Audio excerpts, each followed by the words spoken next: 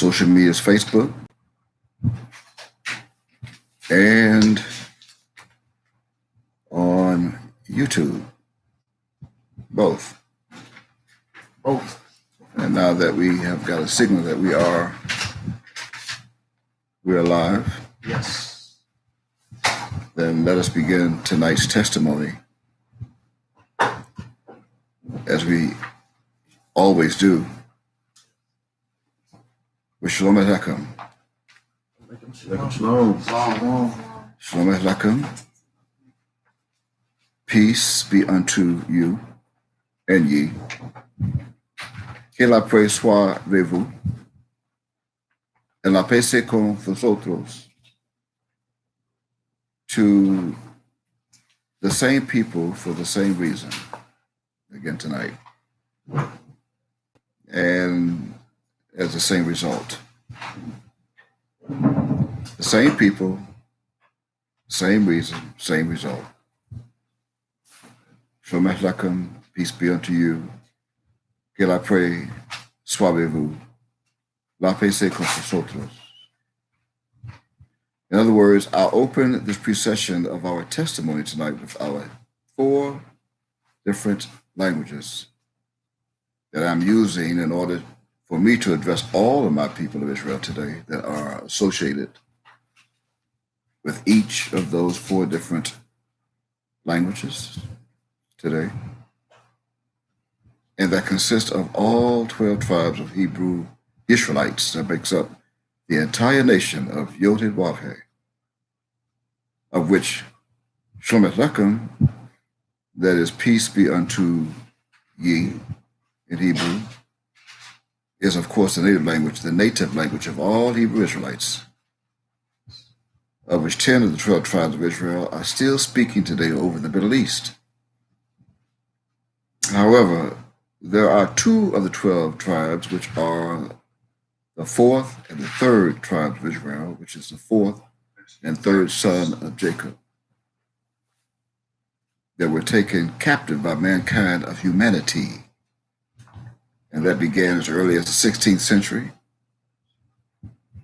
and as late as the 19th century, taken by the 2-legged beasts of the planet that walks on 2 legs, just as it was promised that they would, that no man will buy you in Deuteronomy chapter 28 and verse 68.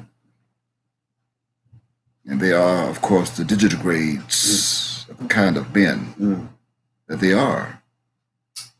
And just as it reads in the Holy Bible's book called Genesis, known as Genesis in chapter 1, and verses 26, 27, 28, mostly 27 and verse 28, the digitigrade beasts of mankind, male and female. And they also, again, I just mentioned in Deuteronomy chapter 28 and verse 68, the beasts. Anyway, they're still residing in the lands of Europe. The continent of Europe is still here today, just like those of Ing, the England, and France, and Italy, and Spain. There's a few of our people that are in Germany, speaking German.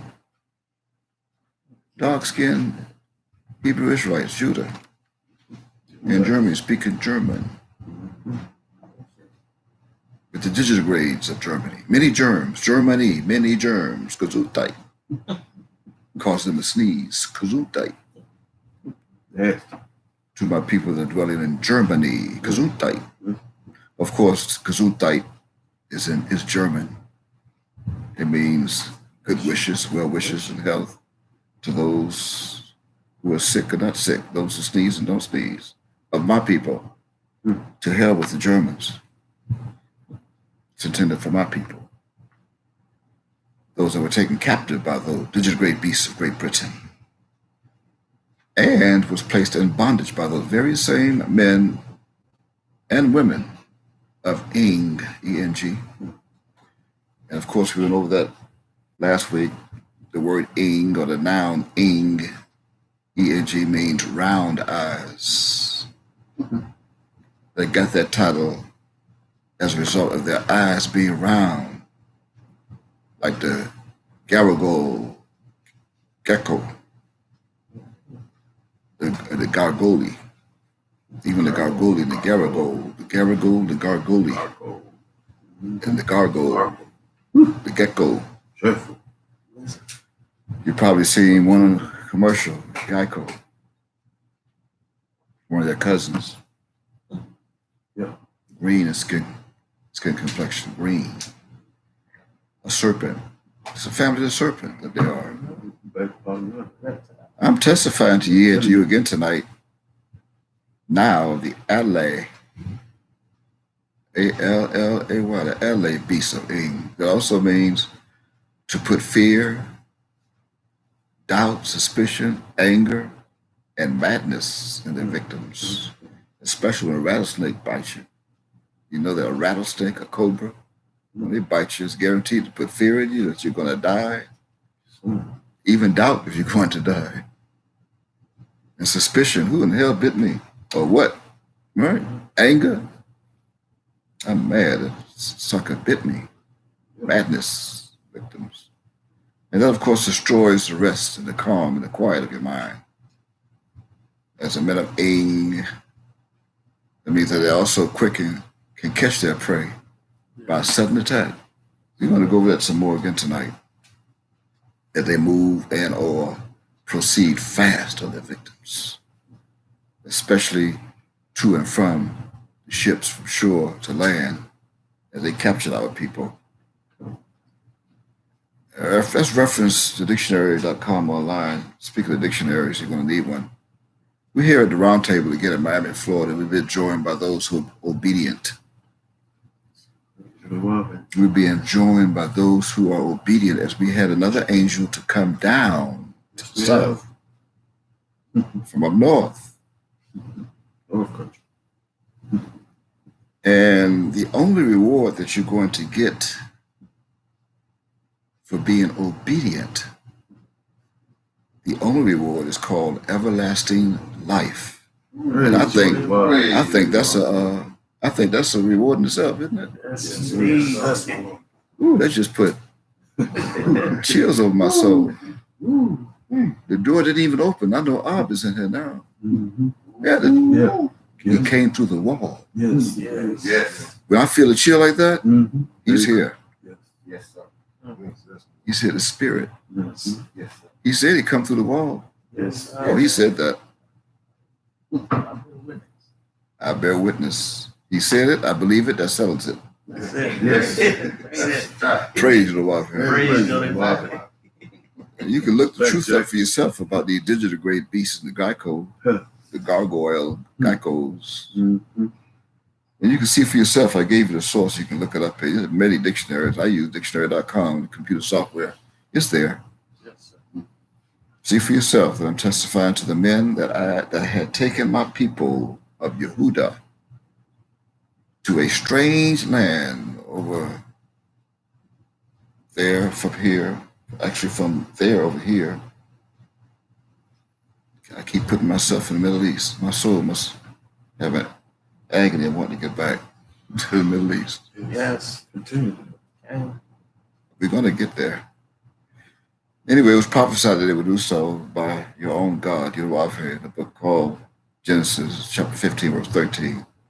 And treat evil and take them, Judah, into bondage for 400 years, as promised. Their own God, Yehovah, put them in bondage. So you can look that up, read it on your own, those who had not known that. Again, the book is called Genesis. There is no J. Chapter 15, verse 13. And that is, of course, referring to the tribe called Judah today in English. No J. Yehuda. Judah in English for the Ing people. People of Ing, they say J, Judah, the J. Nevertheless, I am testifying to ye and to you of Yehuda in Hebrew, my people of Yehuda, that has now been taught to speak in the language of their slave masters, which is the English Creole. English Creole. And so much until it now puts my soul in the position to say to Judah today, quote, peace be unto you, Judah, end quote, in English, opposed to Shalom Aleichem in the original Hebrew native tongue. And so much until a few 100,000 of my people of Judah were also sold to mankind of Spain, the Spanish, and taken to the Latino islands of Spain, like Cuba, San Domingo, Puerto Rico, Hispaniola,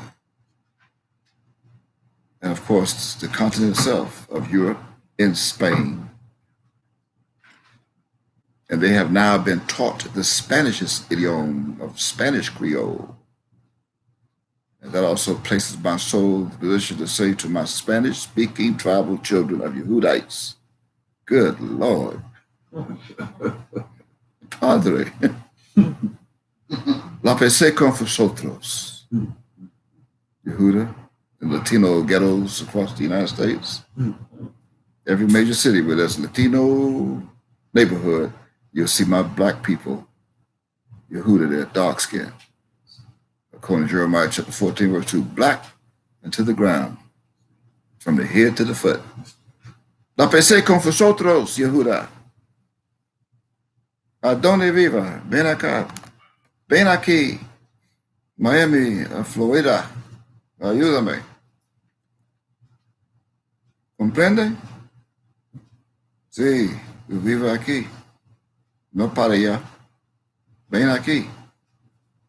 Tuyo padre. Ven.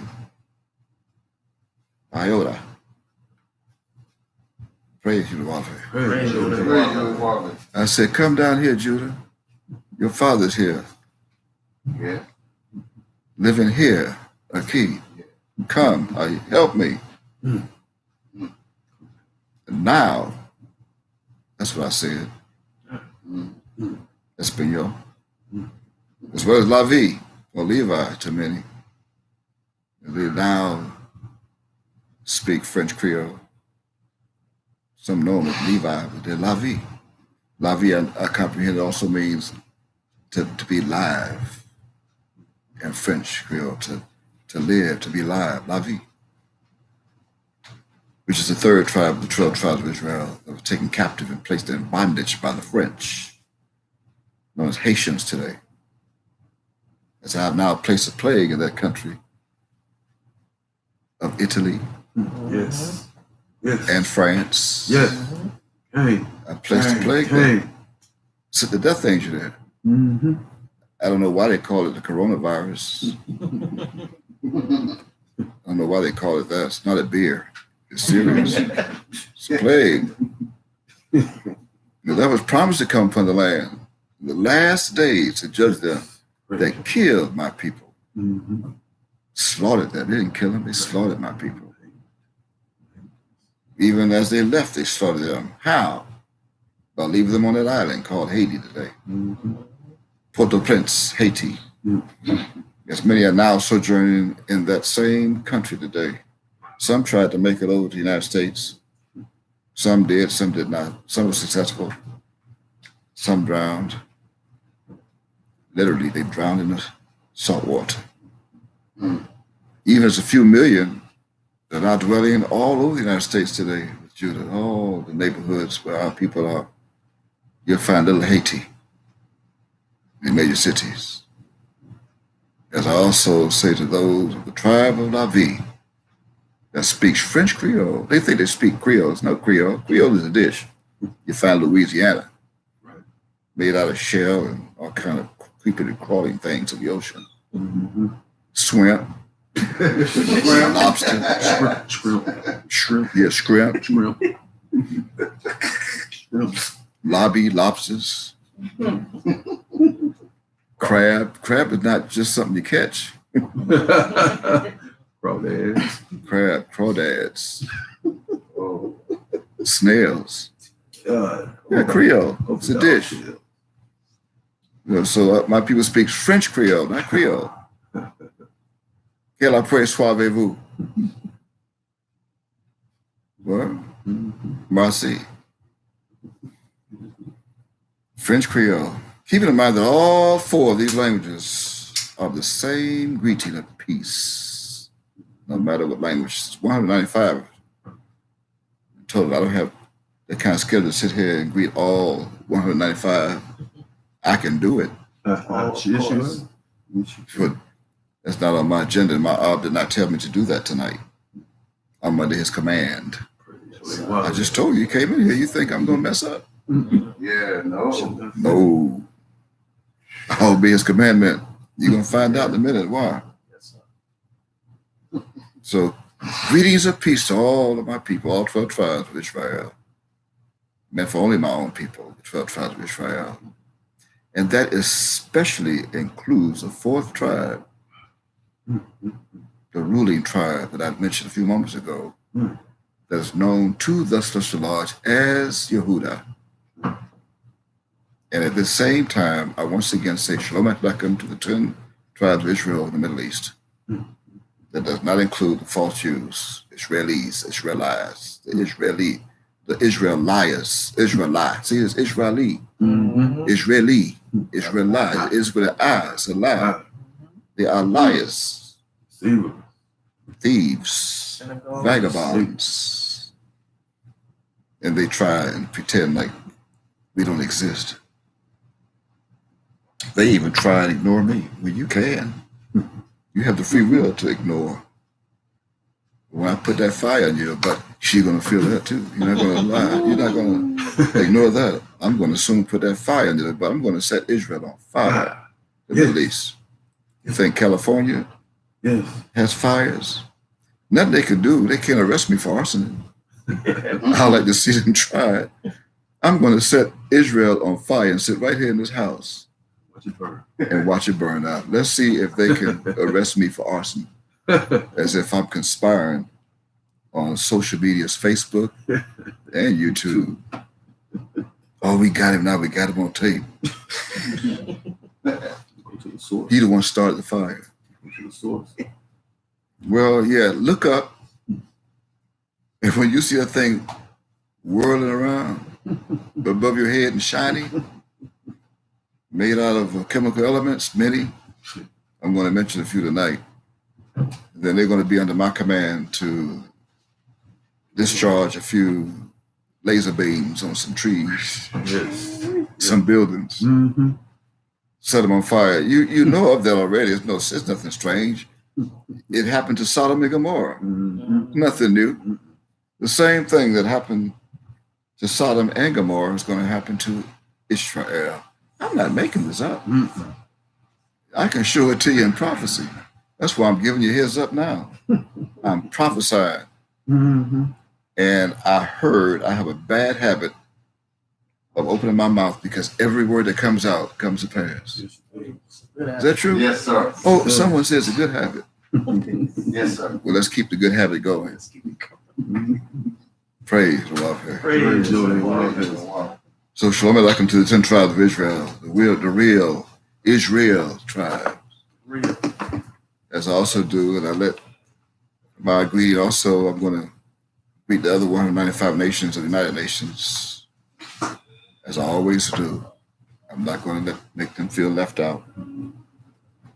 So to those of other nations of the world, of this planet, I say, hello. Hello. Hello. Hello to your hell, to your chief. Hello to your chief, whose name is Hallel. Yud Wav Lamet Lamet. Hey Yud Lamet Lamet. Hallel, specialized. Yes, sir. He too is Hebrew by nature. Yes. Trying to hide behind a name that means great, the great chief. His name is Hallel. He is the very soul of Hallel. Right, Donald? Am I speaking? Duck, Donald. Donald Duck. Praise the Lord. He's a quack, all right. A quack. Quack, quack. He's a quacker. Yes, he is. He's a quacker. Donald. And he can lie. He's a professional and a father of lies. Yeah. He's a liar and a father of it. Every word he speaks is a lie. You don't even have to speak. He can look at you. His look is a lie. You ever heard of someone looking at you and lying? Just looking at you. Yeah, he can look at you and he lying. I can prove it. Ask him, what you looking at? He'll say nothing. It's a liar. Looking right at you. What you looking at? Nothing. Who you looking at? Nobody. Looking right at you. Lying. Eyes lying. Anyway, he's not my subject right now. And I'm going to introduce my subject in a few moments. As soon as you allow me to introduce my soul to many and remind several and address a few who I am as my one self, my one soul, even as your host of this pre-session. And my special name is known in English, and the men of Ing, to the men of Ing as Mika Yahweh. Mika Yahweh. They came along through the centuries and cut off Yahweh. Yes, they did. My complete name in English is Mika Yahweh, but they came along and stripped off the theophoric extension of my complete English name. I mean, they removed the ineffable part of my name, which is Yahweh in English. And that left the world with only knowing Mika. Mika. And then they got sophisticated after they came across the scrolls of Daniel. They got sophisticated and they did a kidnapping of my name, of Mika. So they added Elohim, they added El, which is the abbreviation for Elohim, which is God in Hebrew, to Mika. They added El, and then they changed the A and the E over the H around. And now you find it, read it in the book called Daniel as Mikael. But those who are in the ghetto of England, they say Michael. Michael. Same one. It's the very same soul. I'm your host. It's made up. My name is made up of 5 Hebrew characters. Mika Yahweh comes from 5 Hebrew characters, right, of which 2 of the 5 is positioned twice. They are positioned twice. And that makes up 7 positions in total.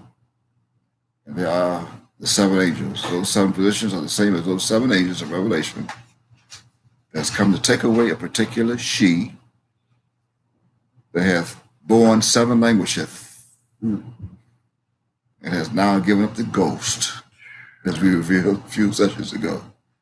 Give up the God of hosts. Yes. Has born 7 languages and has given up the God of hosts, G-H-O-S-T. And each angel is for a day of the week, 7 days of 1 week. That language for each day of their week, W-E-A-K. Even as these 7 angels has now come to give strength to this she, as she hides in the wilderness with her child, Judah. And all 7 has proven that. In fact, all 7 has proven that I am here on this planet for several reasons. Several reasons. However, and most importantly, of all the several reasons why I'm here on this planet, is to first reason with my people. That's the first reason with them. And to come to your God, Yod-Heh-Vav-Heh. Another reason is to testify. And that test, T-E-S-T-I-E-Y-E, Phi, F-Y, the suffix Phi, Aman, Ah, Yud-Heh-Vav-Heh, who is God. Now, see, the first reason is for me to reason with my own people. However, the primary reason, is to testify my God. Yod-Heh-Vav-Heh. That's my primary reason. With that said, I'm going to testify to you and to you that Yod-Heh-Wav-Heh is God. He is God, the God of the Hebrews, the one true and only living God. Yod-Heh-Wav-Heh is the God of all gods, Lord of all lords, and King of all kings. Yod-Heh-Wav-Heh is great, Yod-Heh-Wav-Heh is good, and Yod-Heh-Wav-Heh is mighty and terrible, all in one. Terrible. Right. Just as a reason book, King James Version book called Deuteronomy chapter 10 and verse 17. You can make a note and read that. Yod-Heh-Wav-Heh, Mount Ob, is also black with woolly hair. Just as you see and ye see in the enlarged photo that stands behind my left shoulder to the right of your screen, your monitors, you can look at it right now. And you'll see an enlarged photo image of Mount Ob, Yod-Heh-Wav-Heh, right over my left shoulder to the right of the screen. Although sometimes his woolly hair is not seen in some of the photographs that he had taken by way of a camera, not a painting, a camera photo snapshot. And he hadn't always had his hair exposed, as he took some other photos. And as he was here with us from October 27th, 1935, until May 7th, 2007, he had other hairstyles. Mm-hmm. Yes, it did. But he always had hair. Mm-hmm. He was never bald. No skin showing of the scalp. No razor. For example, I have a book here. I'm testifying about all. I hope you don't mind me doing that for a moment or two. Not at all. Not at all. I have a photo right here. I don't know if you can see that. It's a photo right here. That's what I'm speaking of. When I mentioned he hadn't always had his hair exposed. Black and white, of course. Once again, isn't he good looking? He's handsome. Yes. Good looking. Some of our dead people would say, well, that's a good looking brother, ain't it? They don't know. But that's one I was giving you to see as an example of that photo in the book. That's one of several books that he wrote. I ordered and read all of them from Foundation that was in charge at the time. Just below the photo, I don't know if you saw, but just below the photo is a thesis. See that again. I want you to make sure, I want to make sure you see that. See, just below the photo, right here, is a thesis. Mm-hmm. And it's in italicized. Mm-hmm. It's the only part of the book that's italicized for a reason. Of course, italicized comes from Italy. Mm-hmm. Right? Right. Italicized. Yes. And one reason of several why he put it in italicized is because he's going to destroy Italy. Wait, that's happening now, isn't it? Right. Right. Oh, they want to know the mystery. Utterly destroyed. Huh? Catholic. Huh? Yes. Capital. Praise God. Praise okay. Wow. But he wrote this thesis himself, like an autobiography. And then he had it printed, italicized. I'm going to read that. I'm going to quote it, what this thesis says. If you can just give me a moment, I'm going to quote it. It says, Shalom Aleichem. That sounds familiar. Yes. Shalom Aleichem, period. Period.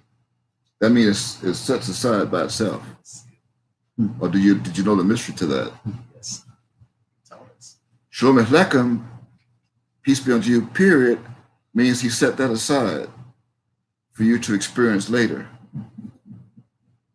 In the meantime, it goes on to say, I'm continuing to quote, I am the Grand Master of the Celestial Lodge, comma, architect of the universe, comma, the blessed and only potentate, comma, and I am the founder of the nation of Yod-Heh-Wav-Heh, comma, true holiness and righteousness, comma, the kingdom of Shalom, comma, which is the most powerful knowledge of peace In existence. in existence. End quote. Now you can find one of these books online. You can read it for yourself. You can see that I quoted verbatim. Praise the Wafe. Praise Yahweh. Needless to say, Yud-Heh-Wav-Heh did not place the appellation or the pseudonym known as, quote, Yod-Heh-Wav-Heh, Beth Nun Sophie, Yod-Heh-Wav-Heh, end quote. He did not place that under his photo image of that photo, of that book. You may want to know why did he not do that? Well, if you had a question, if that was your question, if you had one for Yod-Heh-Wav-Heh, then that would be the subject toward you wanting to know why Yod-Heh-Wav-Heh did not place his pseudonym that's known as Yod-Heh-Wav-Heh, Beth Nun Sophie, Yod-Heh-Wav-Heh, below his photo image. And that pseudonym, one of several reasons why he did not is because that pseudonym is identifying two celestial beings. The first celestial being is, of course, Yod-Heh-Wav-Heh, Yahweh, the first Yahweh. And the second is the son of Yod-Heh-Wav-Heh. That's why it reads Yod-Heh-Wav-Heh, Beth Nun Sophie, the son of Yod-Heh-Wav-Heh, Yahweh. Yahweh, the son of Yahweh. Even both, right? Right. But some people don't study that. They didn't study. So the answer to that question would be for that very same reason. Yod-Heh-Wav-Heh revealed himself to this planet of who he truly is. Yod-Heh-Wav-Heh. Even during the years that he was in the custody of the federal government of the United States, he identified himself, and they knew it. No. How did they know it? Because Yod-Heh-Wav-Heh did the very same proclamation that I just read that's italicized in front of their face, verbally. I mean, you can read that. In fact, I'm being told to read it again. It's got to be a reason. I don't question my commandment. I just do it. I'm going to read it again as I quote, Shalom Aleichem, period. I am the Grand Master of the Celestial Lodge, comma, architect of the universe, comma, the blessed and only potentate, comma, and I am the founder of the nation of Yod-Heh-Wav-Heh, comma, true holiness and righteousness, comma, the kingdom of Shalom, comma, which is the most powerful knowledge of peace in existence, period, end quote. Now, I did that so some would make a mistake, and they may not have been hearing me the first time, for those that just joined us. And I quote the following words once again, in part. So I repeated that, and then now with that repeated, what I would like for ye and you to do right now is please those that this proclamation revealed that Yod-Heh-Wav-Heh said that he is, by truth, quote, the architect of the universe, end quote. Isn't that what you just heard? Yes, sir. Okay. You can read it. It wasn't my idea. I'm just quoting. It was his idea. It was his idea before the idea even existed. Ooh, how does that happen? How could God have an idea before the idea even come into existence? Only God can do that. is called architect Mm-hmm. of the universe.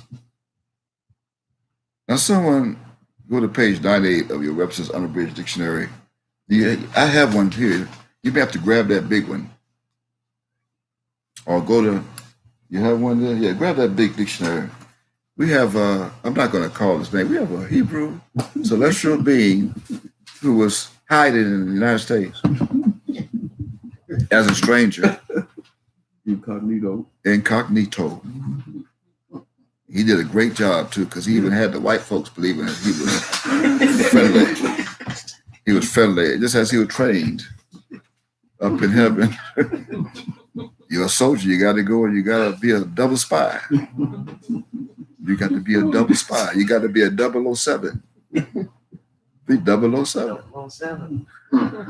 Go to page 98 of that dictionary, it's Unabridged Dictionary, and read the definition of what an architect is as we sort out this meaning of the noun architect. For those who are taking notes, it's ARCHITECT, architect. So would you read that, please? Architect, Uh-huh. one skilled in the art of building. Wow. Hold it. Goodness gracious. One. It said one. One. He didn't say two. He said No. one. They put that in the dictionary. With that. One skill in the art of building. What else it says? One who designs buildings, draws up plans, and generally supervises the construction. Okay, that's enough. I think we got the message. Huh? Mm-hmm. Now, as you and ye should have heard, that was loud enough. He said loud enough. Yeah. Yeah. He was in there. This definition is telling all moral and immoral people of earth. Those who reads, speaks, writes, and comprehends the English's idiom, that an architect must exist before the building or buildings is to be built, right? Or ever existed. Right? Isn't that what you said? All right. And the one whom you mentioned, said one, Yeah. the one whom many of my dead people of Judah are still calling, quote, Yahweh ben Yahweh, end quote. Some have even gone beyond the scope, and they took the three positions and juxtaposed them all together. I'm not going to try to say it, I can't pronounce it. But those who call Mount Ab Yahweh ben Yahweh, this very day, he himself left a record and posted it in all of his books, telling this entire planet, just as the book read, and as I just read it, books read, that he is, quote, the architect of the universe, Yes. end quote. Now, I said that to say this. Since Yudawafe proclaimed who he is, let's go to the same source, same dictionary that's in this angel's hand, and see what exactly is the universe. Mhm. I mean, since he said he architected it, then let's see what the universe is. What the universe. He didn't say a universe. He's the architect of the universe. Okay. So turn to page 2001. It should be on page, look for 2001, like the year he was released from federal prison. That's September. September 26, 2001, he came out on the eve of the Feast of Tabernacles. His own choice. Isn't that something? Got his own Man, choice. that's Wonder why he did that. That's got to be a coincidence, huh? No. That's sundown. September 26, 2001.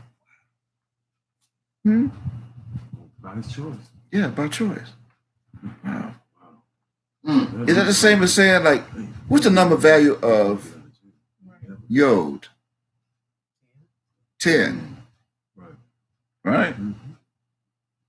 Okay, so 16 days after September 11, because you got 10, what's the number value of, okay, you got Yod, right? Right. 10. What's the number value of Wab?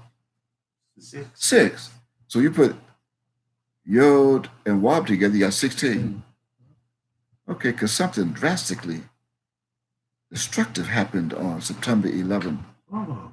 2001, didn't it? Mm-hmm. Oh, yeah. Mm-hmm. I wonder if he had anything to do with that. Hmm. Huh? Hmm. 16 days, Yod and Wab together. Something happened to a trading tower buildings, I think, Tua. in New York. Double destruction. I believe the angel has that now. He found page 2001. Read the definition of universe, please. What do you have? Universe, Uh-huh. the totality of all things that exist. What? Wow. The cosmos, creation, You reading that from a dictionary? What else? the world, also all mankind. Oh, stop it. Wow. Adam. What? Hmm.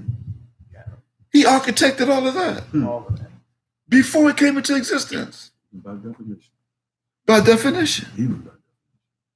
And what else? An area, province, or sphere as a thought of activity regarded as a distinct, comprehensive system of the world. Good gracious. I have a dictionary tore off of that, Angel. My dictionary also added the entire celestial cosmos. Wow. And would you mind it also included the Milky Way galaxy? Mm-hmm. That's the universe. Yes. Well, that means according to that definition, we know now and have a better potency of what the universe is, of what he architected. Is that correct? That's correct. Yeah. Wasn't even built yet. Nope. All of it.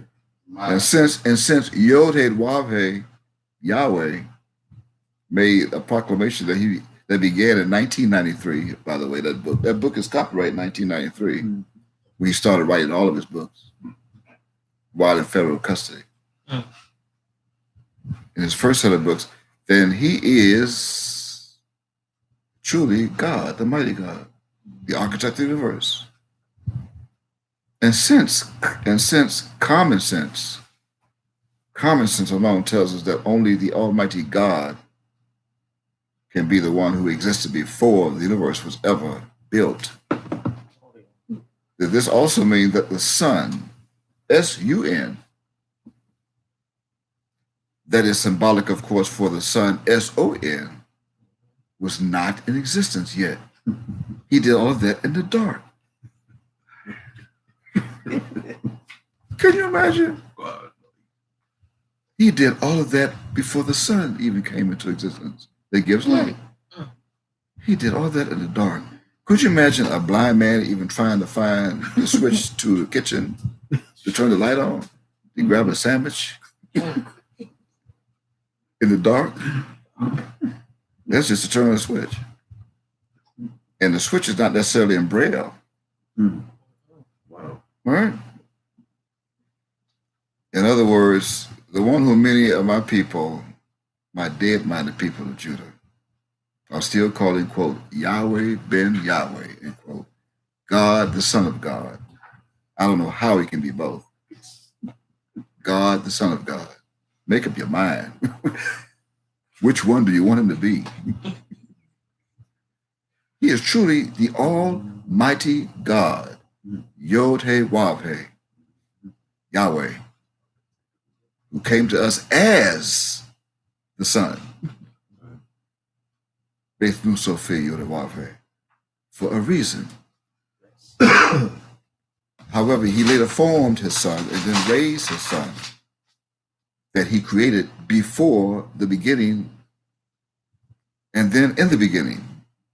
Wait a minute, man. Let's see. We got that right? Run that back. Got to run that back. Wow. I know it's being recorded, but Wow. let's run that back one more again. We got to run that back one more again. The Almighty God, Yahweh, Yahweh, who people are still calling Yahweh ben Yahweh, who came to us as the Son, Beithuso for you to warfare, right? He later formed his Son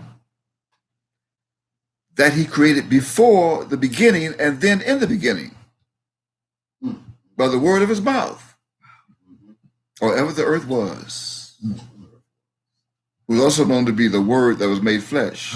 That one.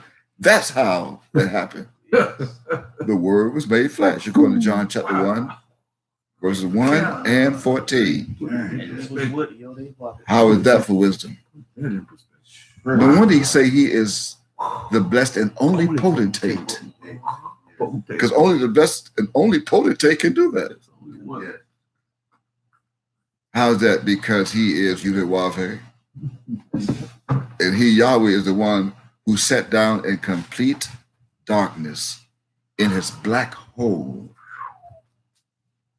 on his black planet, and they think they can find it with telescopes and sending space probes out there to run off hydrogen. They discovered how our ships are fueled by hydrogen.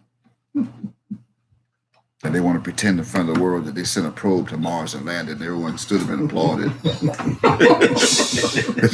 And that thing blew out. It was blew out a long time ago. The ship blew that thing out so many thousand miles outside the galaxy. And they want to be God so bad.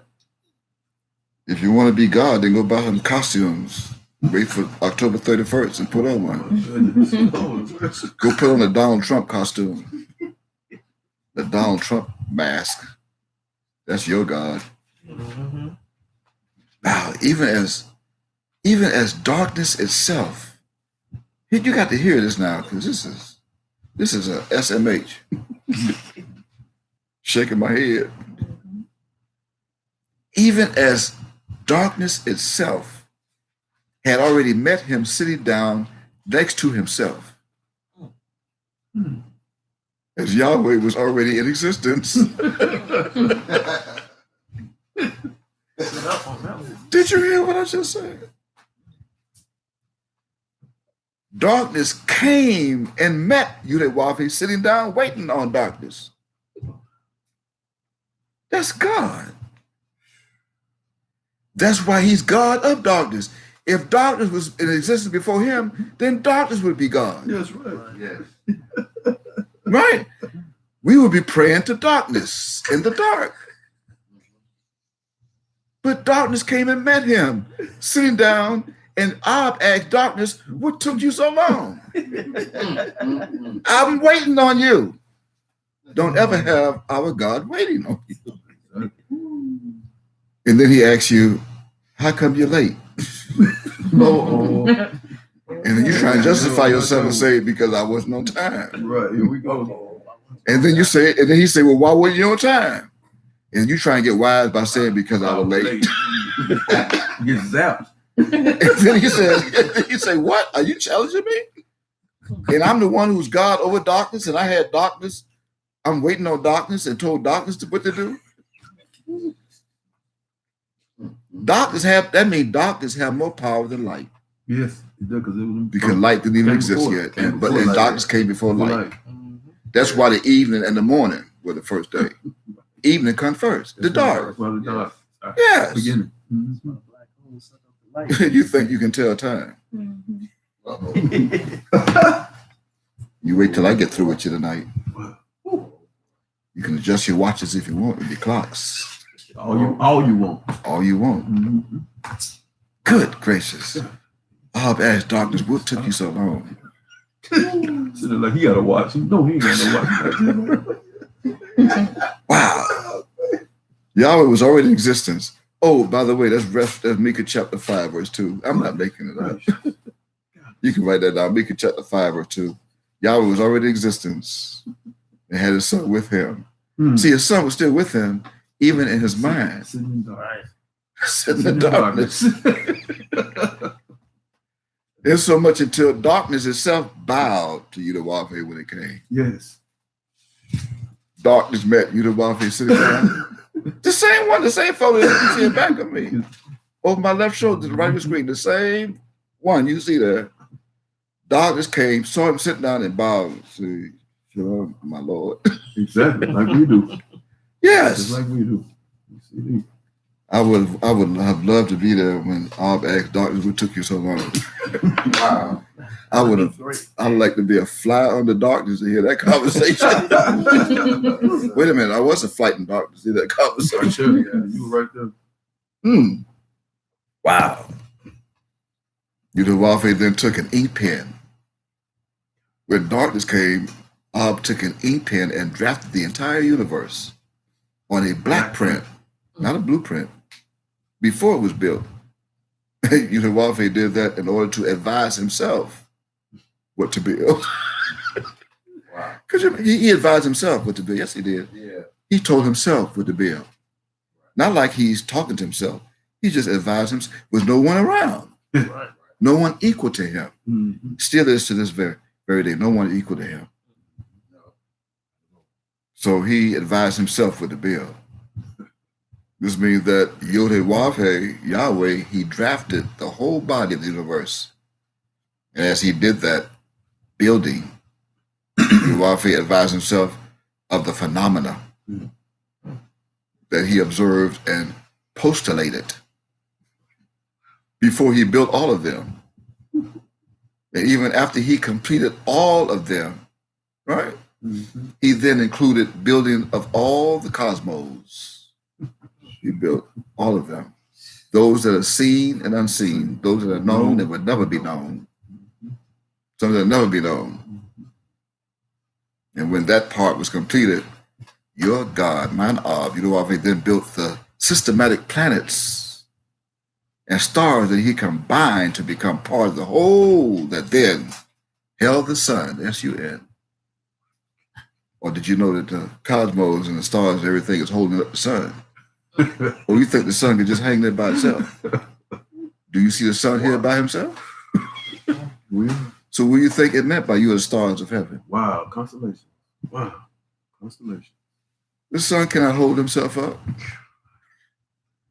The cosmos and the symbolic, systematic planets and stars is what holds up the sun. His job is to just give light to them. Yes. Yes, the brightest. And by the way, the S-U-N is symbolic for the S-O-N, sun, to arise by his command as a result of his persistence to him, his son. And it, the sun in the universe, to do and go through the direct intervention of his divine power. Or did you know that the son also has divine power and wisdom? Oh, yes, he does. Yes, he does. And so much until when Yod-Heh-Wav-Heh was done building the universe, Yod-Heh-Wav-Heh then created the heaven and the earth, which is the same being, in darkness. That's Genesis chapter 1, verse 1. He created the heaven and the earth. One. Little did you know that's crypto for his son. Right. Again, the heaven and the earth were both built after the universe was completed. And then Yod-Heh-Wav-Heh flew the earth to this galaxy, what you call it Earth, this planet, and placed this planet in its own orbit, 93 million miles away from the sun. And that's 93, that's in September and the Trinity. That means the sun will be born in the month they call September. Right. Must be. The same month they call September, that's known by the solar calendar as the 7th month, which is also known as septuplets. And that's where the 7 angels came out of the womb. In septuplets, September 9. Right? As he then set the earth on his own axis to spin at a speed of 1,037 1/3 miles per hour. Now that's spin, that's fast. Huh? 1,037 1/3 miles per hour. And that 1/3 is symbolic for the third that the sun's going to bring through the fire of the sun and refine them as silver is refined and try them as gold is tried. We're going to get to that in a minute. only to then obey its commandment to rotate around the sun, this planet, and revolve at the same time every 23 hours. Write this down now. Every 23 hours, 59 minutes, and 57 seconds. That's all the devil is allowed per day. Did you hear it? 23 hours, 59 minutes, and 57 seconds. That's all we gave the devil to have per day. As Uwave preserved 3 seconds of the 24-hour day to stay ahead of the devil, who's still trying to catch up. Got him. Still trying to catch up. Not even though he's bound to that time. He would never catch up. Still trying to catch up. And the devil just proved that this Sunday, today, March 8th, 2020, at 2 o'clock a.m. How? By forwarding the clocks 1 hour. Thought he can get 3 minutes out of that some kind of way. Or 3 seconds, actually, some kind of way. Thought they can get 3 seconds if they forward the clocks. Right? And little did they know when they had done that this morning in the dark, that they also forwarded their own destruction 1 hour ahead of themselves. They're speeding up their own destruction. Wow. Got to laugh.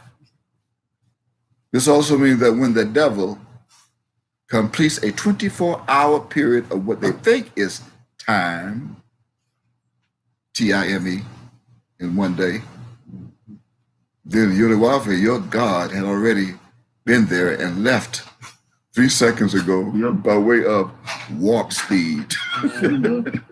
Right. Right, yeah. Yes. This means that Uwave is already waiting on the devil when the next day comes into existence. Isn't that something?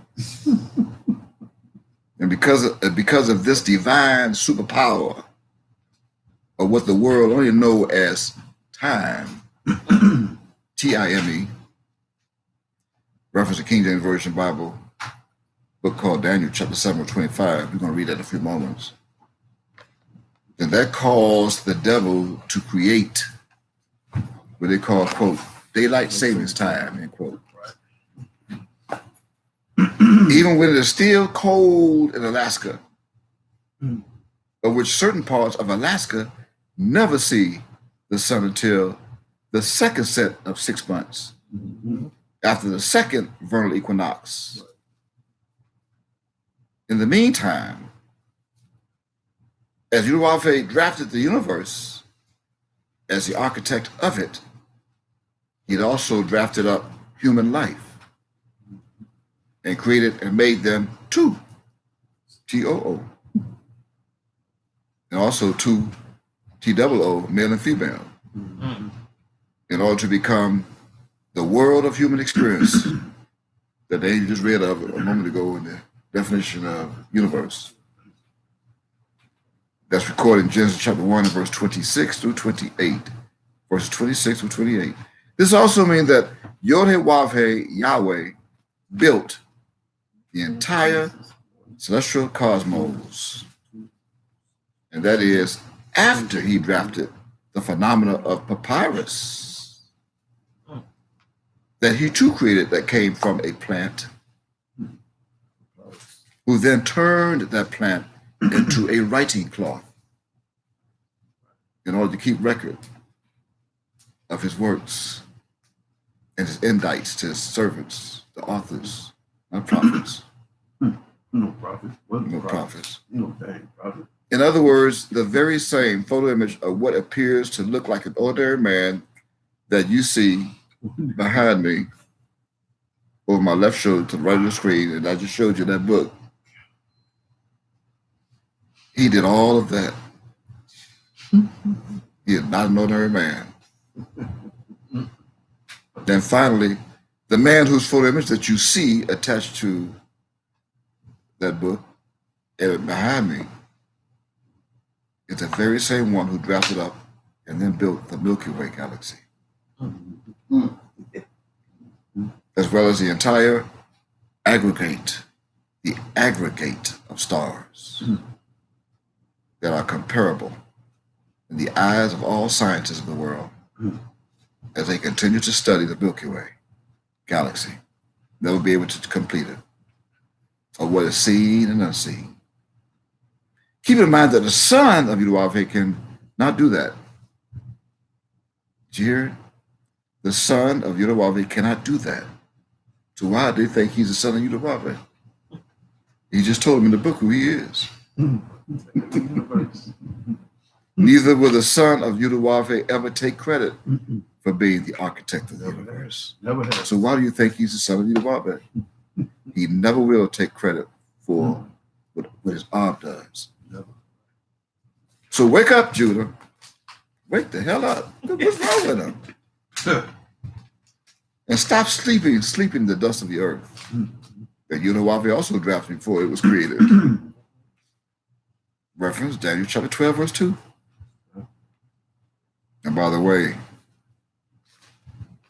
somebody got to tell me, I mean, when in this land of hell did you ever hear or read who you call, quote, Brother Mika, end quote, ever say that he is Yahweh?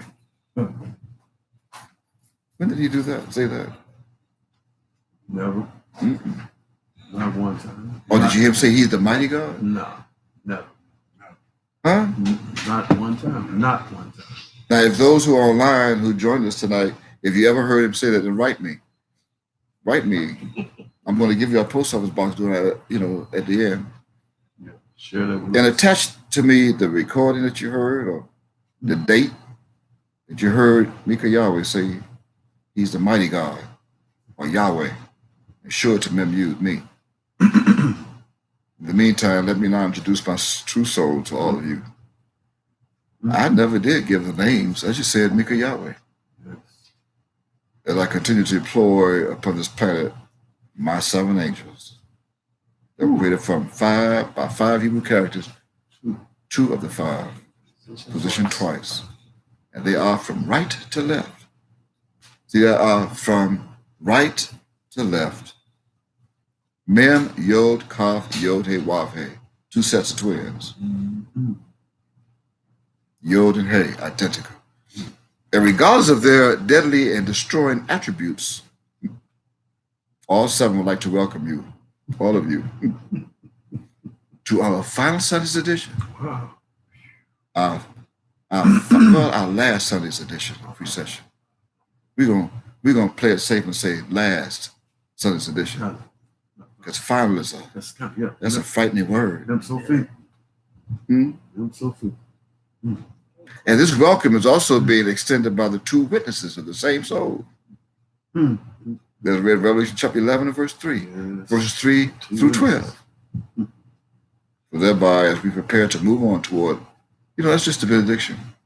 Yeah, right. Yeah, exactly. That's just the benediction. Wow. So as we move towards our agenda for tonight, and at this time, if you plan to stay with us some more, a little bit longer, and be in our company with all others that are going to join us and stay with us to the completion of tonight's session, then we ask that you, at this time, please take out your study tools if you don't have them by now. Take out your King James Version Bible. We already have ours out. You heard one of the angels reading from our dictionary. We have dictionaries, encyclopedias. We have Synonym Finder, Strong's Philosophical Concordance. We have books. We have a library. So take out your libraries. Come study with us. Join us to the end. And if you don't, well, at least get something to write with and take notes. Write something to write on. Take notes. So that when this is over for tonight, you can go over it, go over your notes and see if it's true. Don't just listen like you do in church to the dumb dog preachers according to Revelation chapter 21, verse 8, the liars, and Isaiah chapter 56, verses 10 and 11, dumb dogs, greedy dogs, can never have enough. So now with that done, let me pause here for just another moment or two and welcome those who just joined us. I'm looking at the dashboard.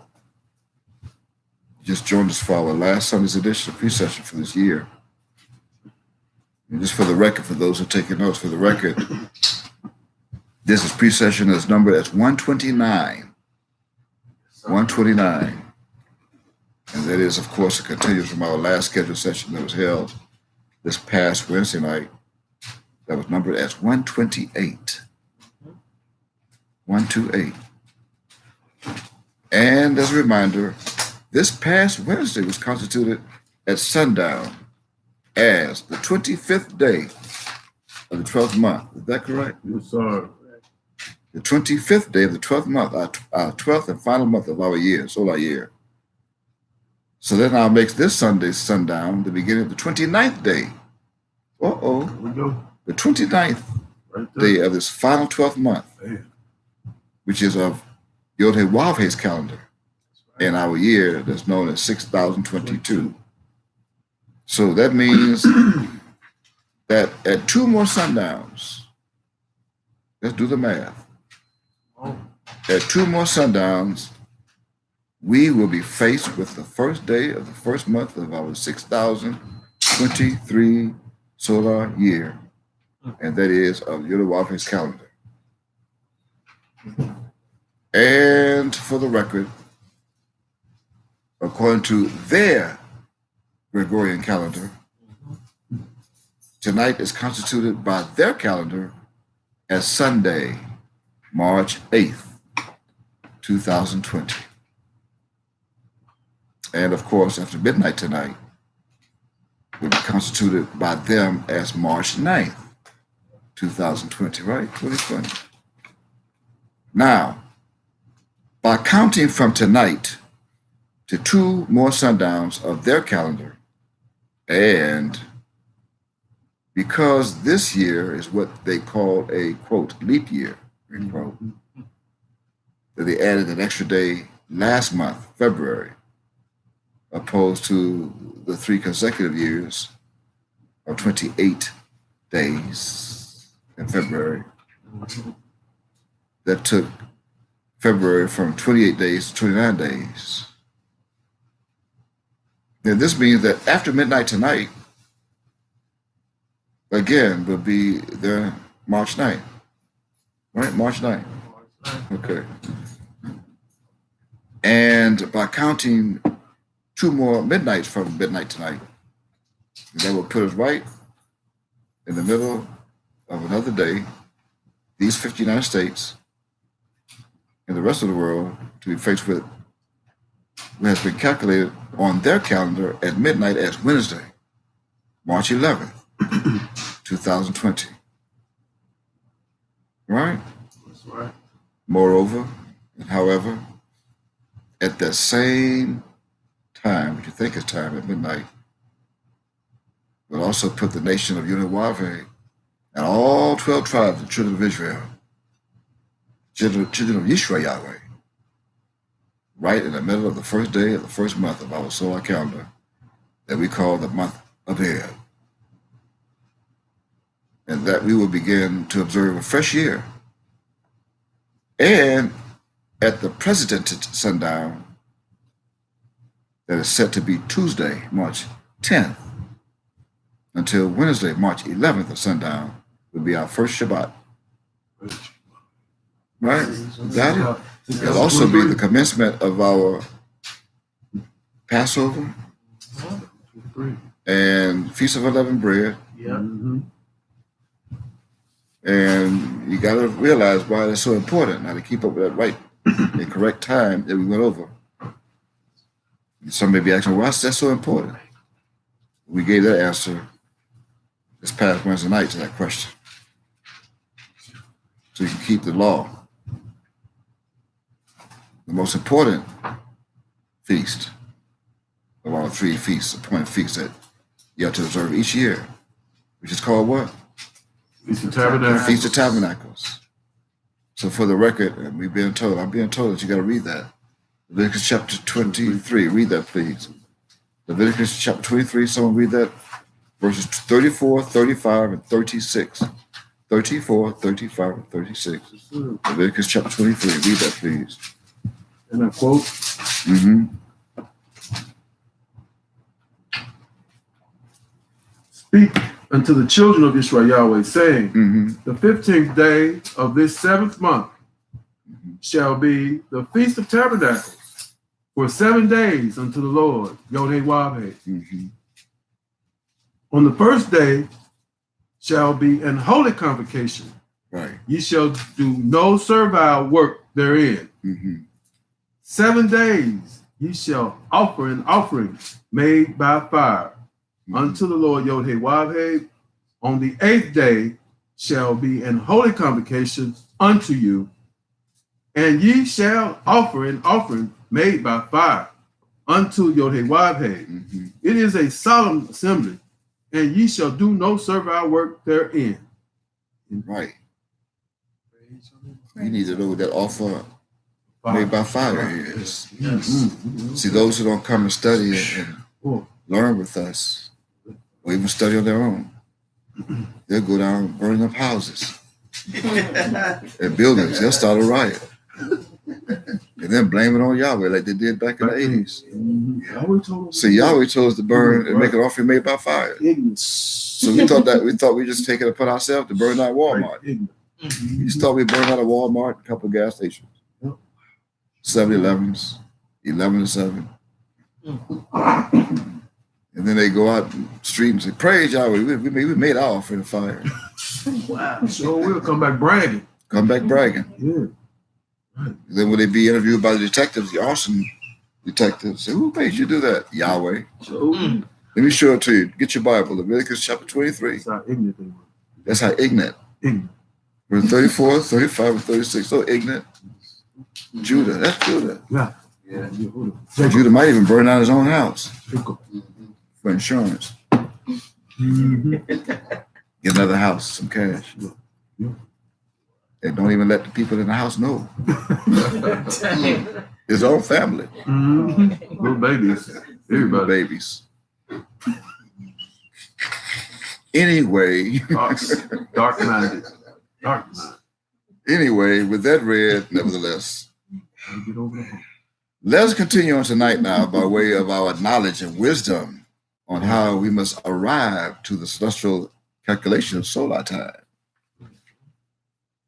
and care of how we must count in order that will explain and confirm how we are to get to the correct date of the Feast of Tabernacles, according to our solar time, that you know as solar time.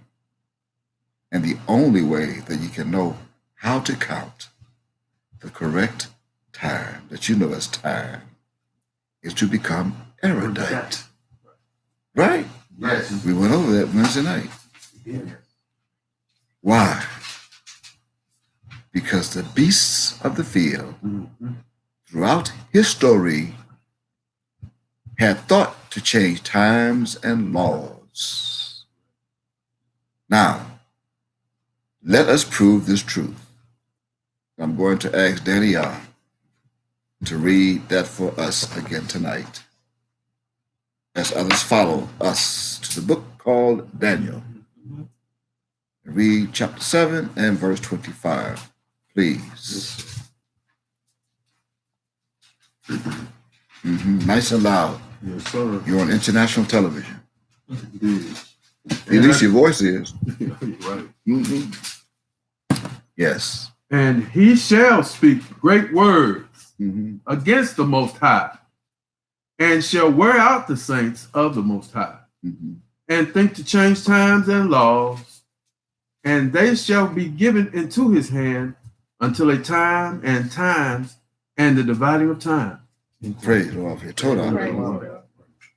Now, here is the question. One of several I'm going to address tonight and ask. What do ye see in this verse? Take a good look.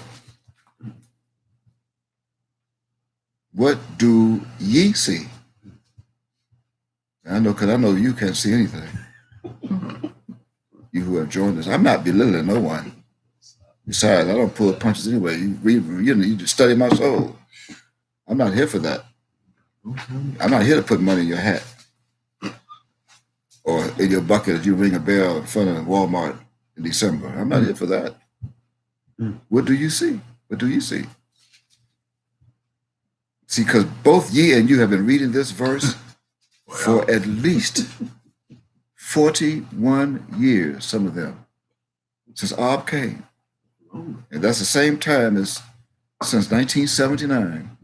41 years you've been reading this verse, which was the year when our Ab came to Miami.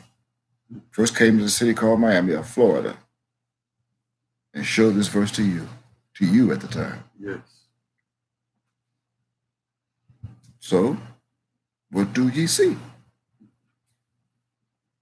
Even as I have gone over this verse during several of our telestudies back then, and now pre-sessions in the past. And although I have personally gone over this verse, I even wrote books on this verse. And I also broken this verse down into several precepts. I did. And yet, you still cannot see the hidden codex and cryptos that are found in this verse. You cannot. I am telling ye the truth. You can read this and read this and read it. And you cannot and will not ever find the codex and the cryptos that are found in this verse. Why? You should want to know why, Mika Yahweh. Those who think they're wise, I'm not reading comments. You sealed them up. I'm not going to read the comments. They can't talk to me like that. Why? You sealed it. Oh, we'll turn to the last chapter. I heard someone say, You sealed them up. we'll turn to it. Someone said he sealed it up. Yes. Turn to the last chapter 12 and read that, beginning at verse 1. Verbatim. Now I want you to read this verbatim, Yes, sir.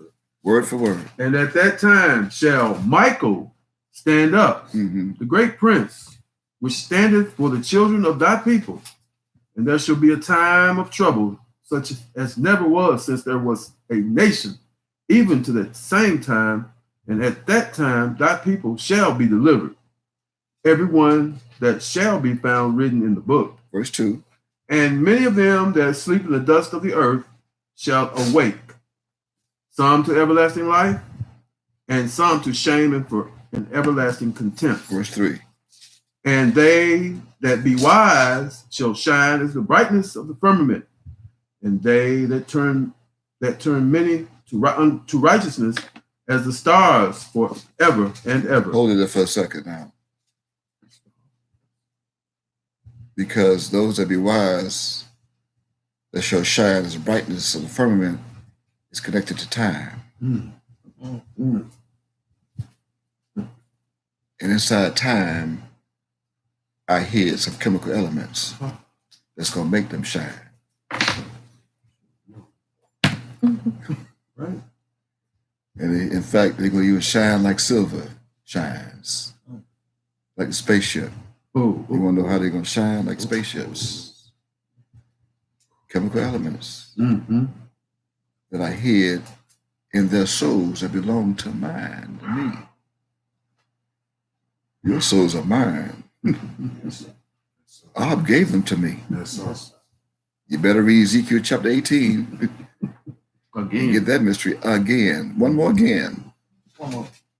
No one can explain this passage so far, verses 1, 2, and 3. Oh, And I told you before, it's from moments ago, you the stars. You should that turn many to righteousness as the stars of heaven that holds up the sun. right. Oh, you For how long? Forever. Not only just one ever. Ever. Ever and ever. See, one ever is for me and the other ever is for you. Get in there. But why can't you not answer the question? Because you can't see what was in chapter 7, verse 25. Right. Now read verse 4, please. Quote, but thou, Oh, Daniel, Someone's speaking to Daniel and telling him to do this. What? shut up the words and seal the book, You got plural now, right? The words, okay. even to the time of the end. Uh-huh. Many shall run to and fro, and knowledge shall be increased. End quote. That's in verse 4. That's enough. I think it's safe to say that this is the time of the end. All signs indicate. And I think it's also safe to say that Daniel was obedient. And first he shut up the words, and then he sealed the book. The proof is nobody could answer my question of what they could see. In Daniel chapter 7, verse 25. But there is the answer to my question. The entire book called Daniel was sealed. But before this book was sealed, you forgot the most important step. What's the most important step? What's that? The words were shut up. The words were shut up first, and then the book was sealed. Why were the words shut up? So they would be misused and abused. Even the name of the Father. Even the name of the Abba. Even the name. Shut up so they wouldn't trample on it. So together, that's two different levels of concealment. Two different levels. Like putting a double lock on the vault. No combination and no bolt cutter can cut it. So what are the two different levels of concealment? Well, number one is the original words were shut up, not what you're reading now. Keep in mind that the original words were drafted in Hebraic, which is the same as Hebrew, and the Hebrew symbols. Hebrew symbols. Each symbol of our characters is laden with a meaning. And you can find that in the same book that your wrote and told you. In this book, that's titled An Introduction to Hebrew, the Language of God, Yud Vav. He tells you in this book that each of our Hebrew symbols are laden with a particular meaning, and most have more than one meaning. All of them have more than one meaning. Right. Symbol. I'm not here to teach the planet, although I know I'm on live stream and YouTube. If you want to learn, you got to come to Miami or Florida. The second reason of concealment is that once the words were shut up, the book was sealed till the end, the time of the end. And we know what that is now. When is that? Now. Now. And the only one who can loose the seal of this book is the same soul who commanded Daniel to seal his own Hebrew scrolls.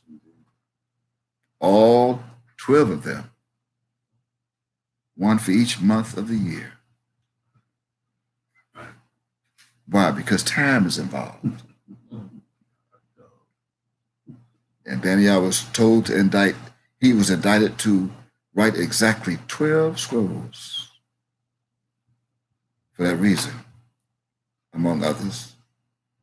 See, that way, by the power of Daniel's obedience, the one who commanded Daniel to shut up the words and seal the book, who, according to verse 1, was given another name by the English theologians that we mentioned earlier during our benediction, of their world, that they changed from the original celestial name to their English's name. He's going to come return the last days, or at that time, the time of the end, and loose the following mysteries of this entire book. Even the cryptos and the codex. And since tonight, our focus is subjected to the order of someone that's ready to think to change times and laws. And they shall be given into his hand until the time in times and the dividing of time. Keep in mind that the clocks also have hands, a short hand and a long hand. Right? Yeah. And that's read in the part in the book, same book, chapter 7, verse 25. And since that's the case, then we must first loose the codex mystery and the cryptic word that was sealed in that chapter and verse. Chapter 7, verse 25. Right? Mhm. Well, since you agree, then let us begin by disclosing and revealing to this entire planet tonight, even on this recording, YouTube recording, Facebook live stream recording, that the number of this chapter and the number of its verse was already given by me a hint to ye. The number of this chapter and the number of its verse was already hinted at of the answer that was given to ye, of what was shut up and sealed of this mystery.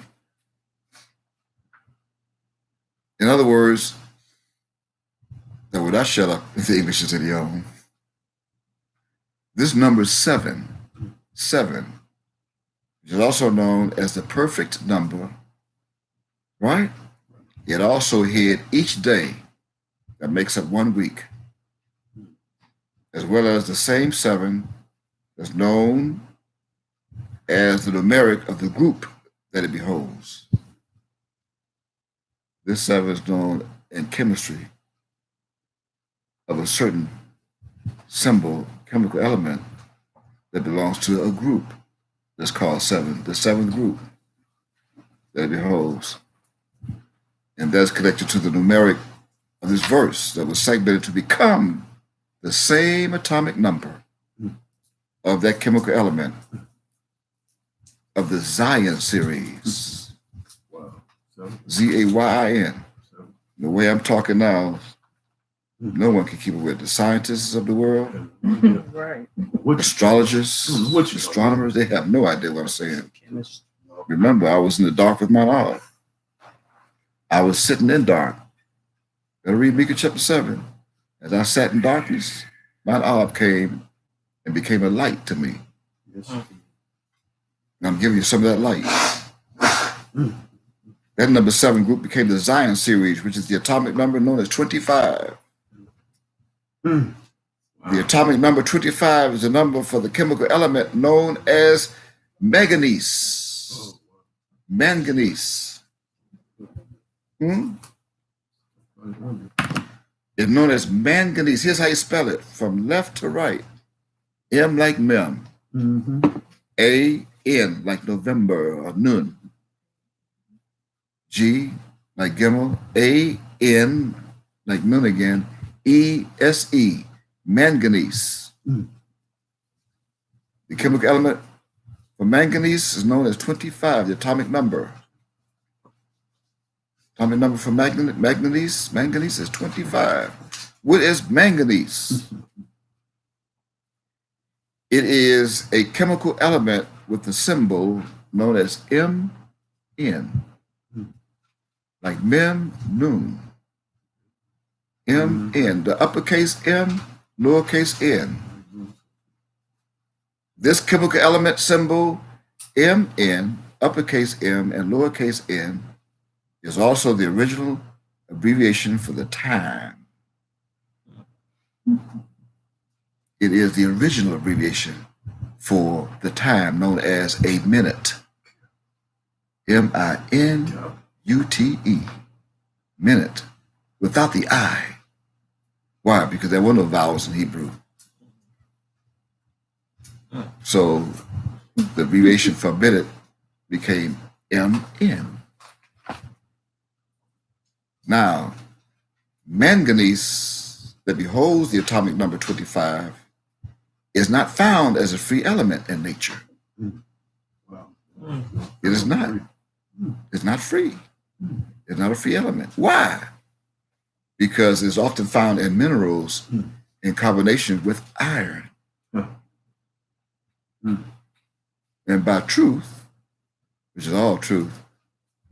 Manganese is a transition metal with a multifaceted array. A multifaceted array of industrial alloy uses, particularly in stainless steel, like spaceships, Yes, sir. which is the same as silver in color. Oh, yeah. Oh, Silver in color. imagine that. Needless to say, but I must, however, and historically, manganese is named for the pyrolusite, pyrolusite. Here's how you spell it, pyrolusite, Pyrolusite,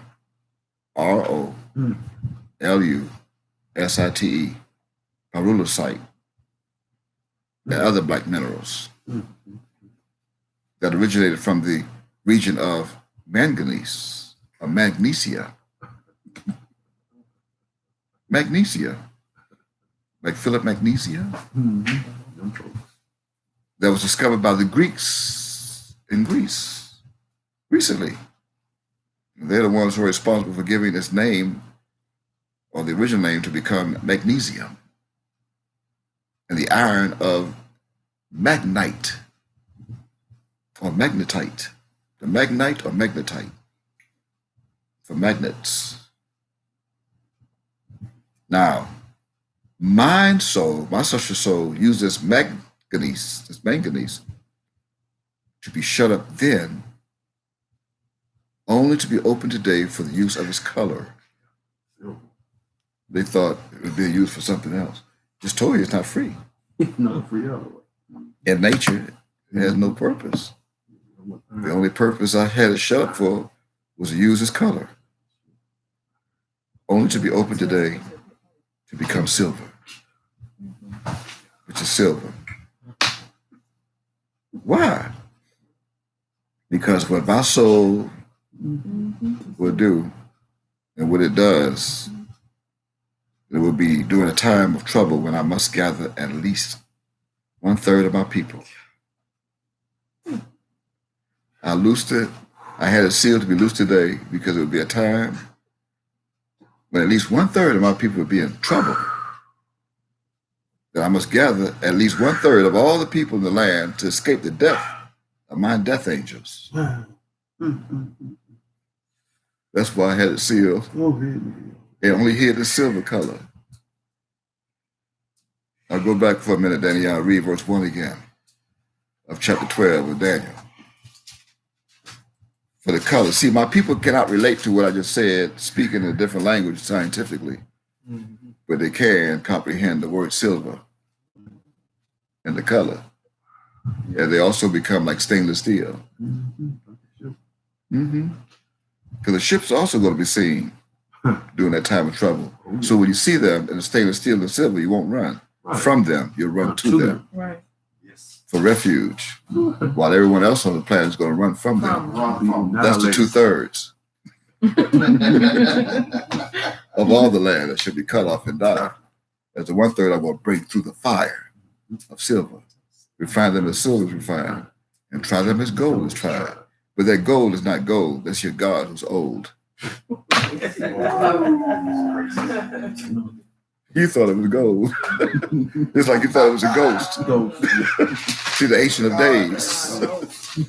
The Ancient of Days.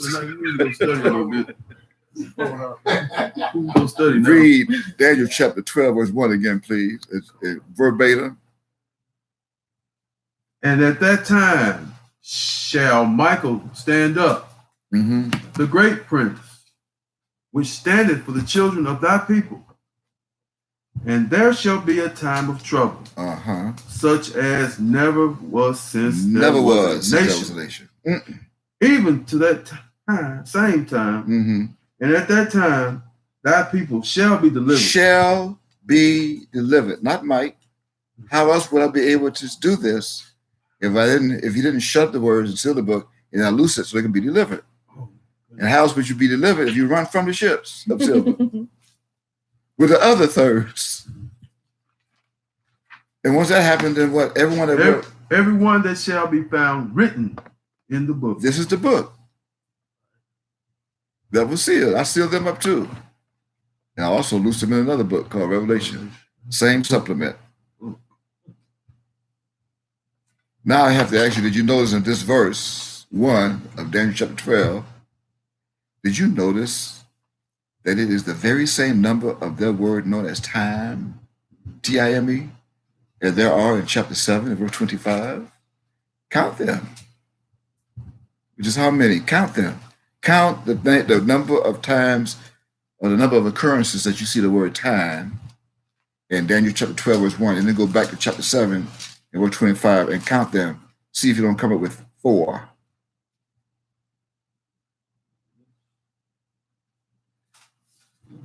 Four? Correct? The only difference is 2 of the 4 occurrences of the same word in chapter 7 was aided by their S at the end that made you think it's plural. Although the S is for silver. They got you thinking it's silver. It was plural.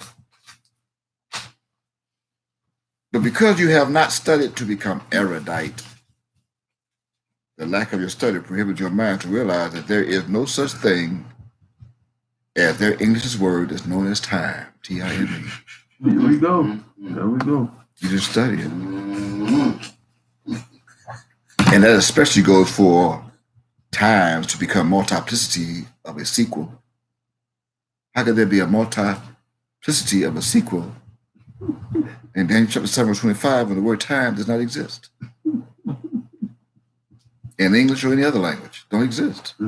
Why? Because this word, which you think is a word, is not a word that was shut up and sealed in the book called Daniel for a reason. Why?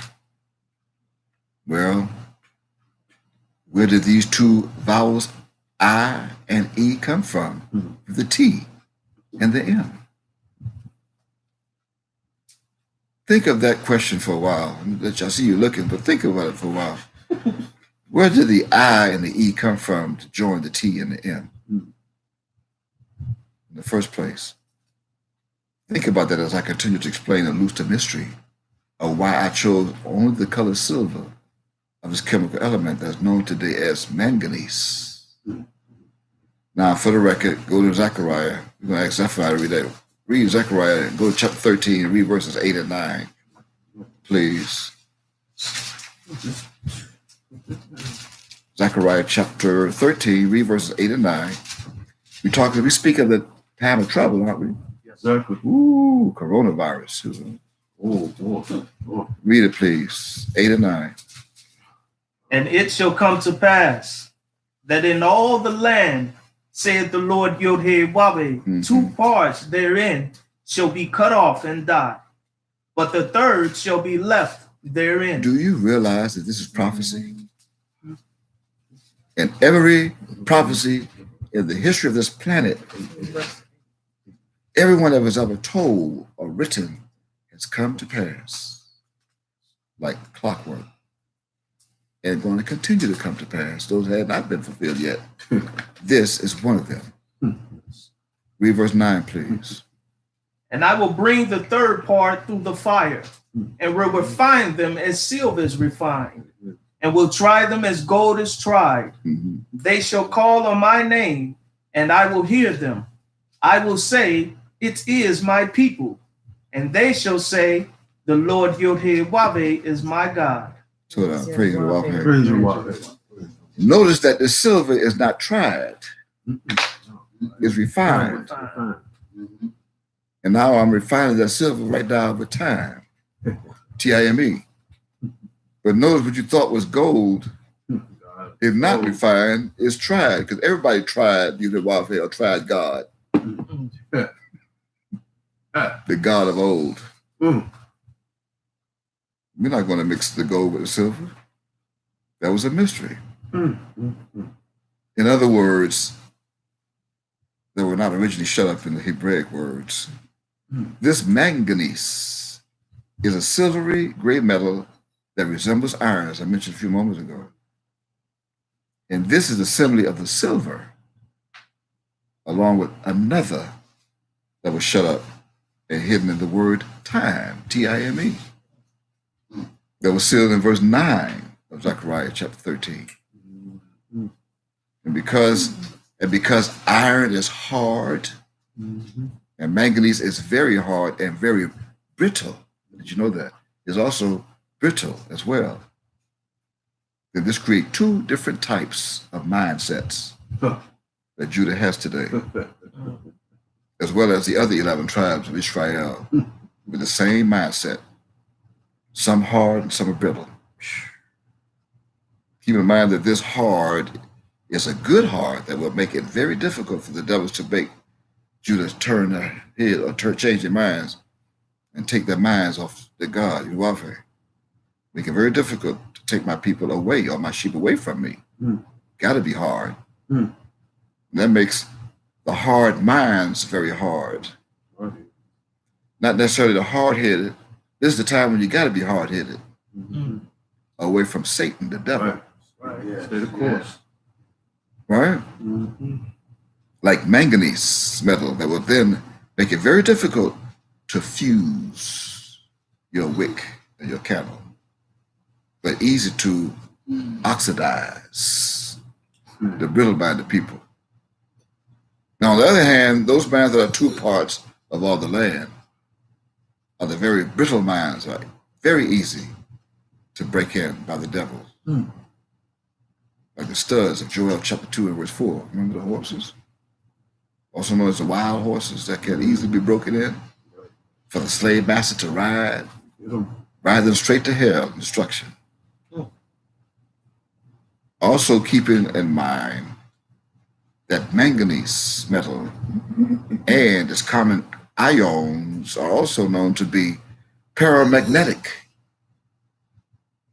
Paramagnetic, like paramagnesium.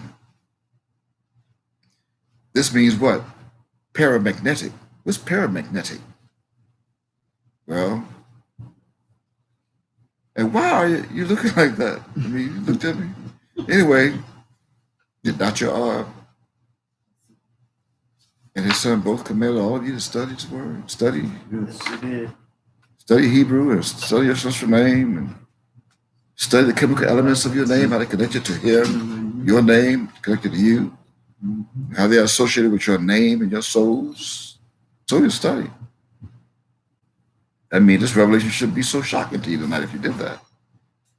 But the reason why is because neither you nor you studied as he and you should have, and you were commanded to do so. And if you did, you would look up the results of this paramagnetic.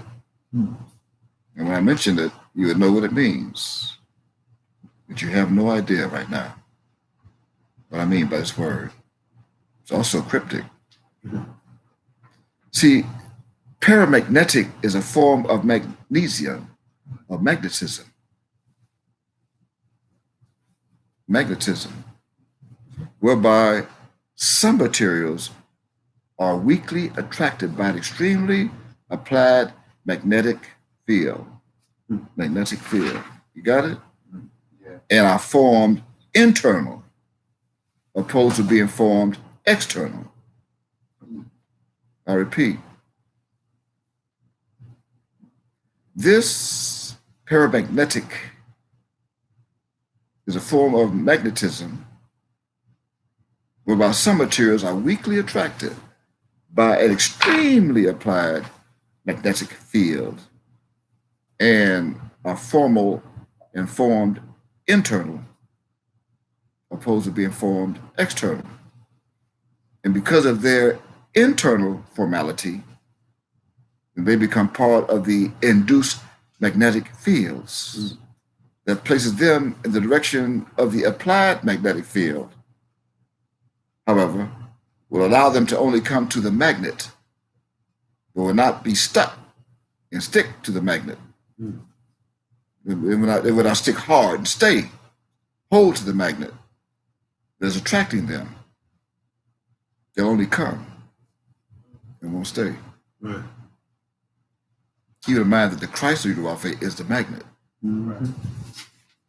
And furthermore, in contrast with the paramagnetic type of behavior, this also creates a diamagnetic impulse. A diamagnetic impulse, DIAMAGNETIC, diamagnetic impulse. That is what? That's those that are repelled by the magnetic field and are pulled toward the magnet, like a people that are induced in the magnetic field, but will then eventually go off in the direction that's opposite to that of the applied magnetic field. And when that happens, then they will be cut off and die as they go off. Two parts. And would you believe all of this was hidden in the word manganese? It's also known to tarnish slowly in air and oxidizes like rust, like iron and water contain dissolved oxygen. If it stays in water and MIM, you got to know how to stay in MIM. Right. Not to forget to mention or to remind you that this started from Daniel chapter 7, verse 25, where we found the atomic number of this manganese and its group, which is 7. All right. Now, if you wish to confirm this during your own study,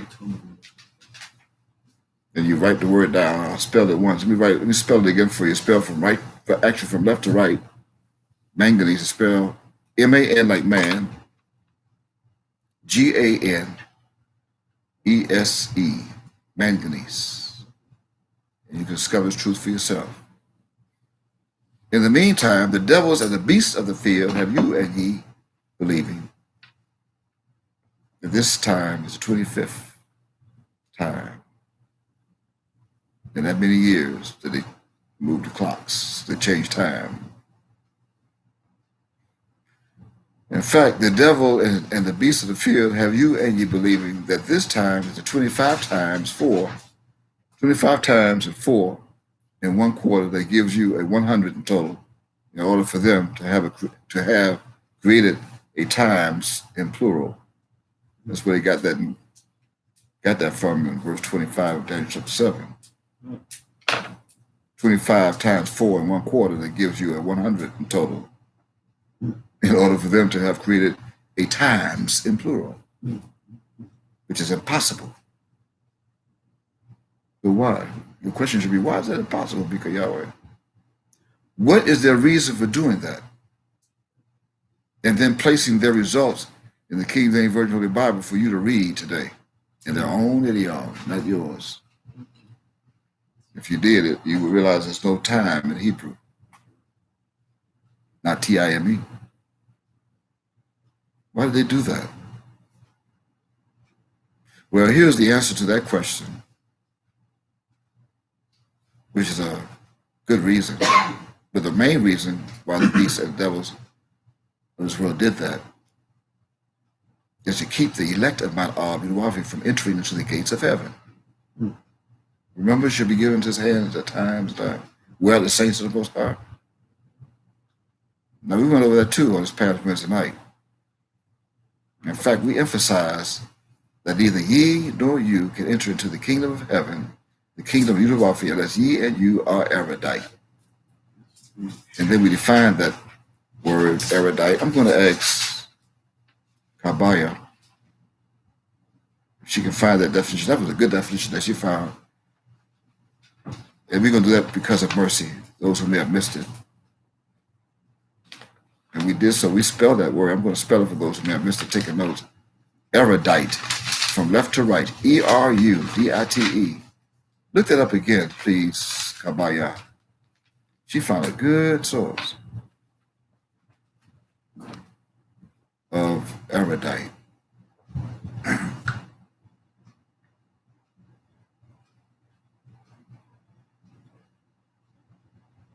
And again, it's spelled from left to right, E-R-U-D-I-T-E.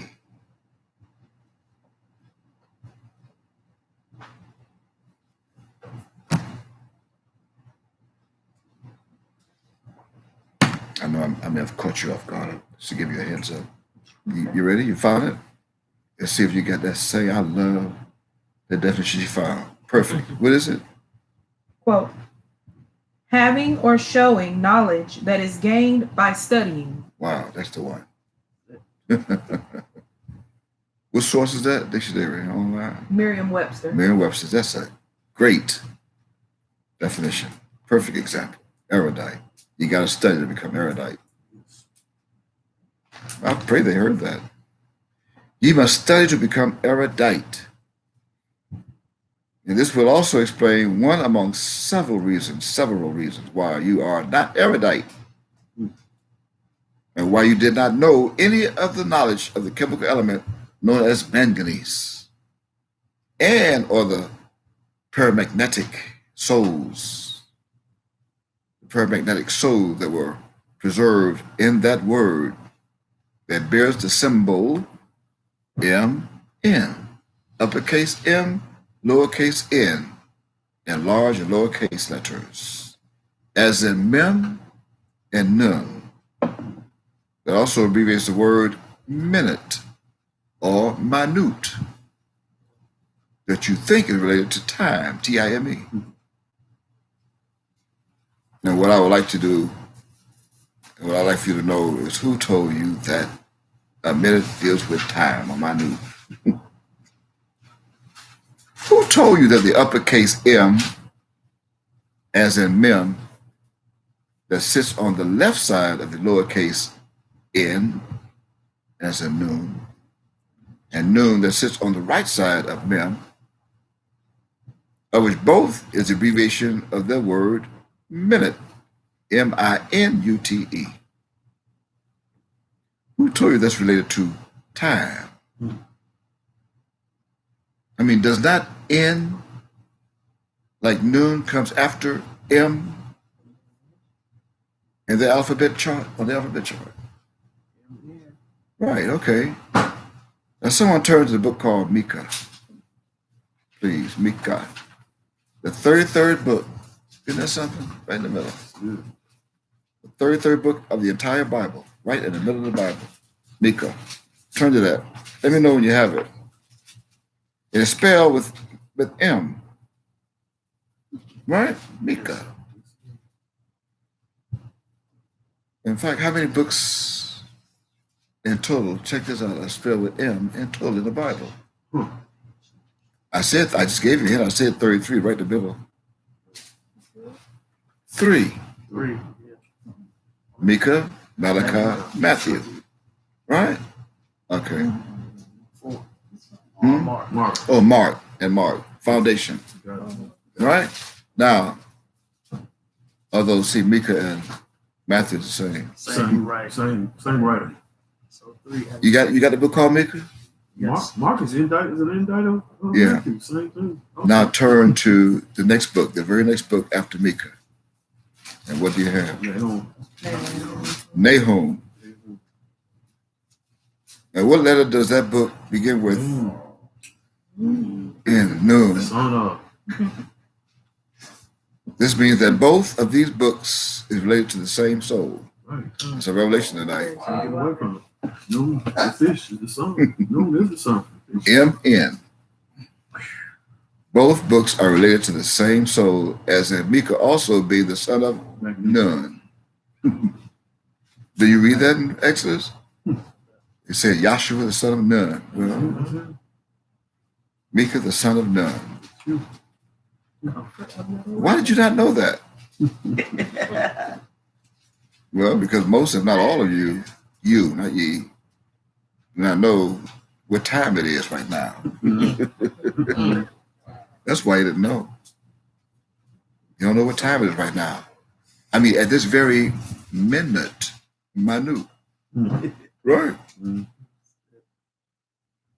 Some say, no, I don't know what time. Some think they know what time it is. They think they know what time it is right now. And for the, I mean, even those online, I say, okay, well, we accept your challenge that you think you know what time it is. No, you think you truly know what time it truly is. Okay. Let me start here with those right here with me at the round table. Me here in Miami, Florida, by asking you what time is it? One by one. Let me see if you know what time is it. One by one. I'm going to wait.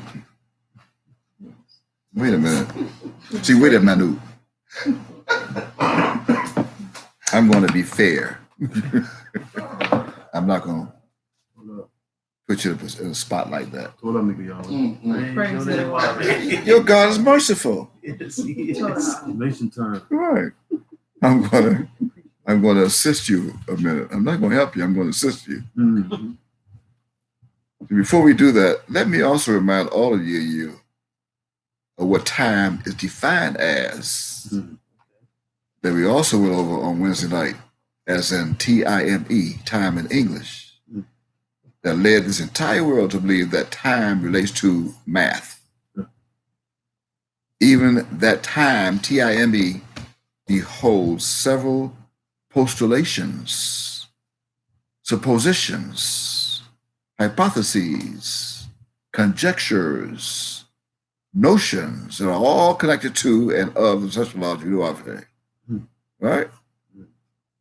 For example, when the word time itself, TIME in English, is empowered with R, that was created from Resh of our Hebrew chart. When time is empowered with R at the end, and this R represents righteousness, as in true righteousness that we read at wrote, it says true holiness and righteousness, right? Okay, then all of a sudden, you behold a timer, and the R is added to the end of time, right? You have a timer, TIMER. Mhm. That means a timer appears from the social lodge, right? In righteousness, a timer in English appears from the social lodge, right? Yes, sir. Wrong. Wrong. The timer, TIMER, is non-existence. Wow.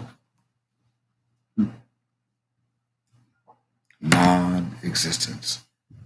However, the time pretender, the pretender of time, does exist. You got that? The time pretender does exist. In so much until the time pretender visited this planet earlier today, that they call, quote, Sunday morning, end quote, at 2:00 a.m. and had you playing with their clocks that they first made in the Swiss mountains of Europe. I'm going to ask Danielle to read that once again. Daniel chapter 7, verse 25. Read that, please. Nice and loud. Daniel chapter 7 and verse 25. Once again, the time pretenders. Yes, sir. And I quote, Mm-hmm. and he shall speak great words against the Most High, The time pretender. and shall wear out the saints of the Most High, Mm-hmm. and to change times and laws, The time pretender. and they shall be given into his hand until a time Uh-huh. and times and the dividing of time. See? It was merely a thought, their thought, his thought, to change times and laws. And since the devils and the beasts can only think to change times and laws, as soon as they have you moving their clocks forward, like they did today by their calendar.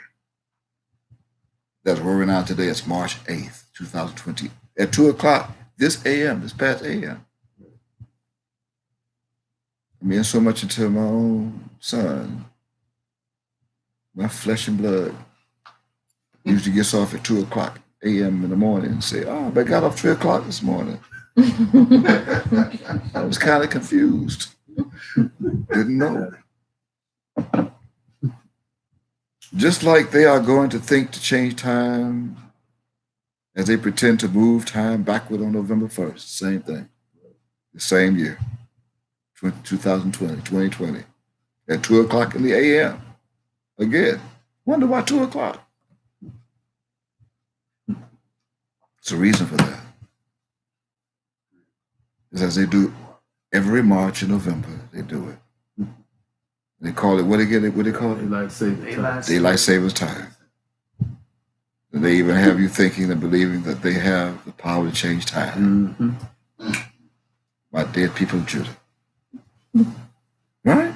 They do. I mean, this question is being directed to Jacob, not those who are alive. Jacob. Right, Jacob? Oh, yes, you do. Don't lie, Jacob. You can hit Jacob down. Man, you can't tell me. You can't tell me I'm fooled. I know they can't change time. Right, Jacob? Especially when you go back to work or school first thing tomorrow morning. And for the record, tomorrow morning will be Monday, March 9th, 2020. It's been recorded. But I guarantee you that someone of my own people, of Judah and Jacob, when they go to their workplaces tomorrow, their place of employment, or school tomorrow, they're going to ask someone, right? How that person, what you think about this new time change? Or some will even be late because they forgot to move their clocks forward an hour. And that's going to cause them to say that they were late because time changed this weekend. And they forgot to move their clocks forward 1 hour. Right, Jacob? This means that this devil and his angels, and the dead-minded people, the dead-minded of my people, of Israel, not just Judah, believing by their idiom that they can change times and laws as if they can defy the mighty God and what he sets by the power of all of his Hebrew symbols and celestial characters. In other words, I don't know if you studied this, but there are at least 16 different and original Hebrew words that were used by Yehovah himself and by the soul of his Christ and by all of his Hebrew authors who wrote on scrolls. Our versions of Hebrew words that deals with the interval of space in a minute to an hour that then takes this planet to a day and then a week to a month that must then succumb to 360 days in one solar year that's governed by the sun, S-U-N. That is symbolic for the sun, S-O-N. Here's an example. I'll give you an example or a few. One of those 16 original Hebrew words was drafted in Hebrew or Hebrew manuscript by the power of Yod, Wab, and Mem-Sophi. Yod, Wab, and Mem-Sophi. And those three created the Hebrew word known as Yom. Yom, of the sociolage of the Hebrews, of which changing this Hebrew word is virtually impossible. You can't change the Hebrew word. It's already created. See, they can never change Yom. Why? Because Yom, the Hebrew word Yom means, and I'm quoting, day and year, as opposed to night and month in a 24-hour period. It is also defined by the evening and morning. The evening and morning that's read in Genesis chapter 1 as a division of days, as in a working day, and as in a day's journey. Also, Yom, that's Yod, remember Yod, Wab, Mem-Sophi, Yom, it means days. as in the days of a lifetime, in plural. Yom also means a period that passed by the days, and passed by weeks, and passed by months and years in general. Yom that is spelled from right to left, Yod, Wab, Mem, Sophie. It also means a temporal reference, as in today, yesterday, and tomorrow. Wow. Here's your reference. Strong's H, 3117. We told you to take out your Strong's Concordance. Now I'd like for someone to turn very quickly to Hebrews chapter 13 and read verse 8. Hebrews 13:8. We're going to give the example of Yom. That means today, yesterday, and tomorrow. Read that, please.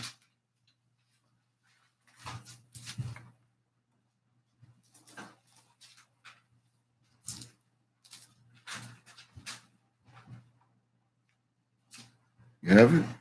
Quote, Uh-huh. Mem Yod Kuf Yod Wape, the same yesterday and today and forever. Praise Rav. Praise the Lord. Praise You can't change that. That they can change the clocks. You cannot paint a white boy with blonde hair and blue eyes. And then you can change the original with brown skin and woolly hair and eyes as flame of fire. You can't change that. You can't change European to Hebrew. And you can't change Hebrew to European. Can't do it. Cannot do it. See, Yom will never change. However, this devil and his angels have this whole planet, and especially the dead-minded of my people of Judah, of Israel and of Judah, believing by their idiom that they can change times and laws, and that they can defy the mighty God. And when he sat by the powers, his Ayin and Tab. But did you know that? See, Ayin and Tab, it spells another Hebrew word, eighth, in Hebrew, which is impossible. They can never change eighth, Ayin Tab. Why? Everlasting. Because eighth means the space within a period of the day. The life experiences that becomes the fortunes. I repeat. Yes, eighth, Ayin Tab, means the space within a period of the day that life experiences that becomes the fortunes. It becomes the occurrence. And it becomes the occasion that takes place within a 24-hour period in a day, or 23 hours, 59 minutes, and 57 seconds. The devil. But we have the whole day, Hebrew. Yeah. Catch up. Or 168 hours within a week, or 720 hours within a month. And would you also believe 8,640 hours within a year? And that's what the Hebrew word eighth means. Reference Strong's H, 6256, 6256, the Strong Concordance. Oh, this devil and his angels have this planet, this entire planet. And those especially that includes the dead-minded of my people of Israel and of Judah, have them believing and our mind that their idiom, that they can change times and laws as if they can defy the mighty God and what my soul set by the power of Mem. Mem, along with Wab, Ayin, and Dalet. And when you get Mem, Wab, Ayin, and Dalet together, that created the Hebrew word known as Moad. Moad. Of which this Hebrew word, Moad, is also impossible to define. They can never change Moad. Why? Because this Hebrew word, Moad, it means, you ready? The appointed place. The appointed space of the interval of past, of what's past to come.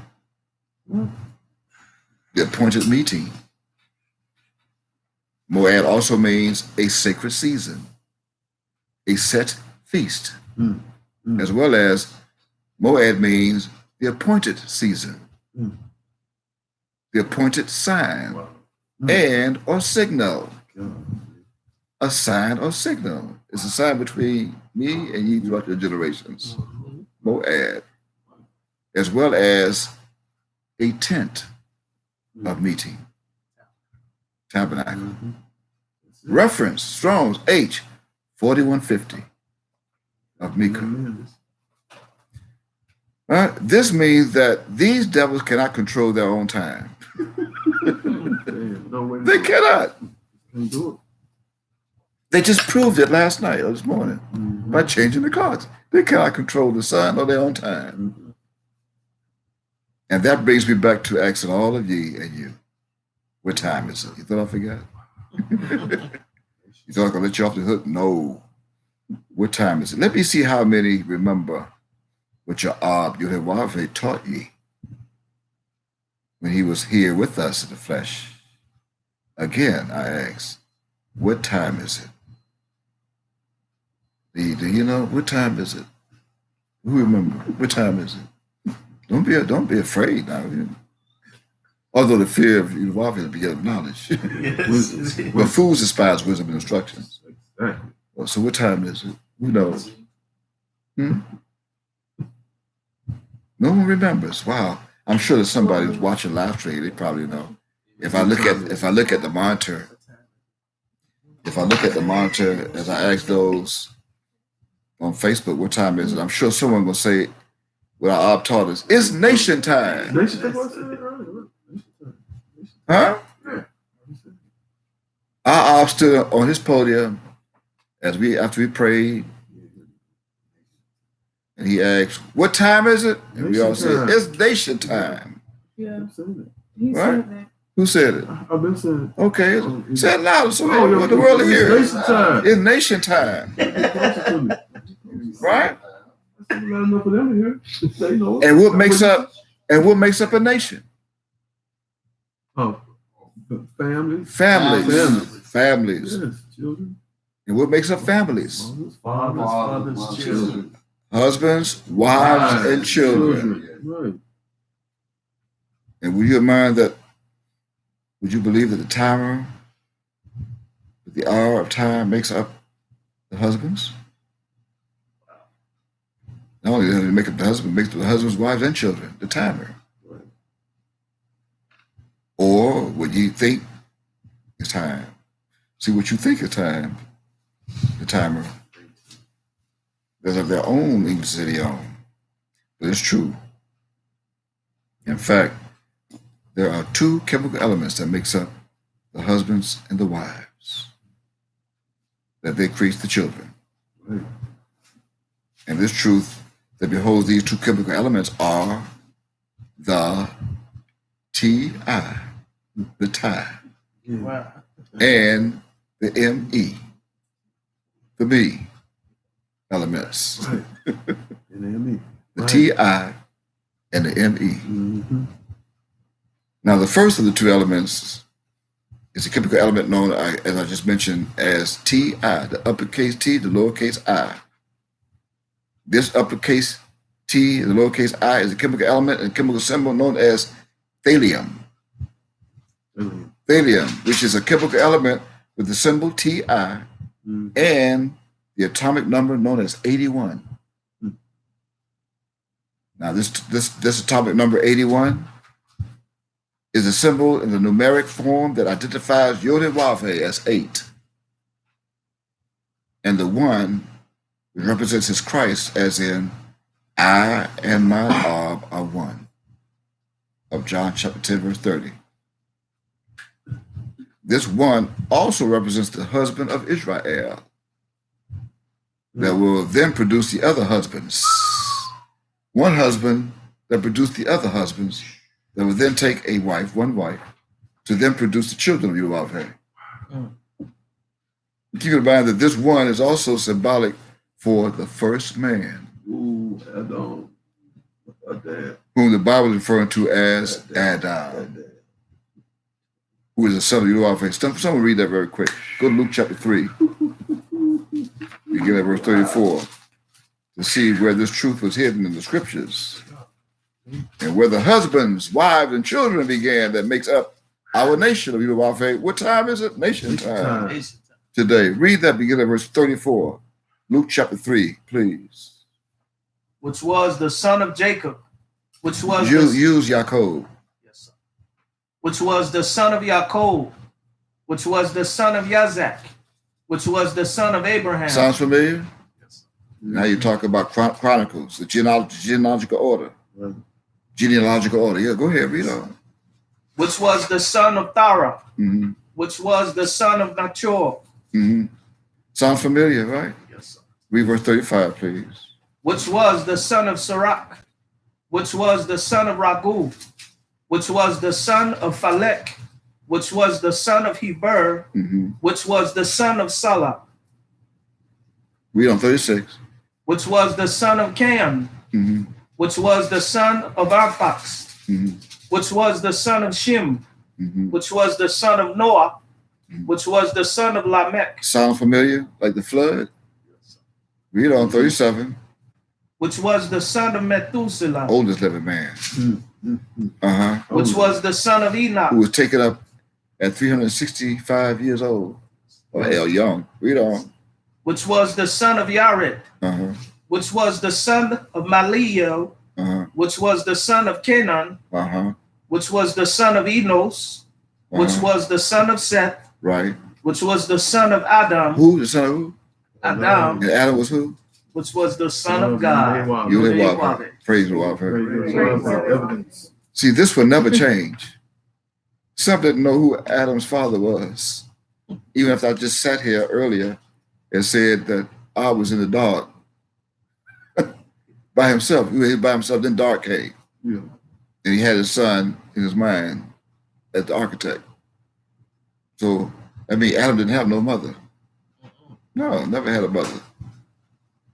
Now, he came out of getting another body through a womb. His R will always be Yehoshaphat. But this has never changed. Why? Well, because we are on thallium. Ti. Thallium is also known as a gray post-transition metal. Sound familiar? We just went over it with silver. And that is not found free in nature. We just went over that. In another chemical element.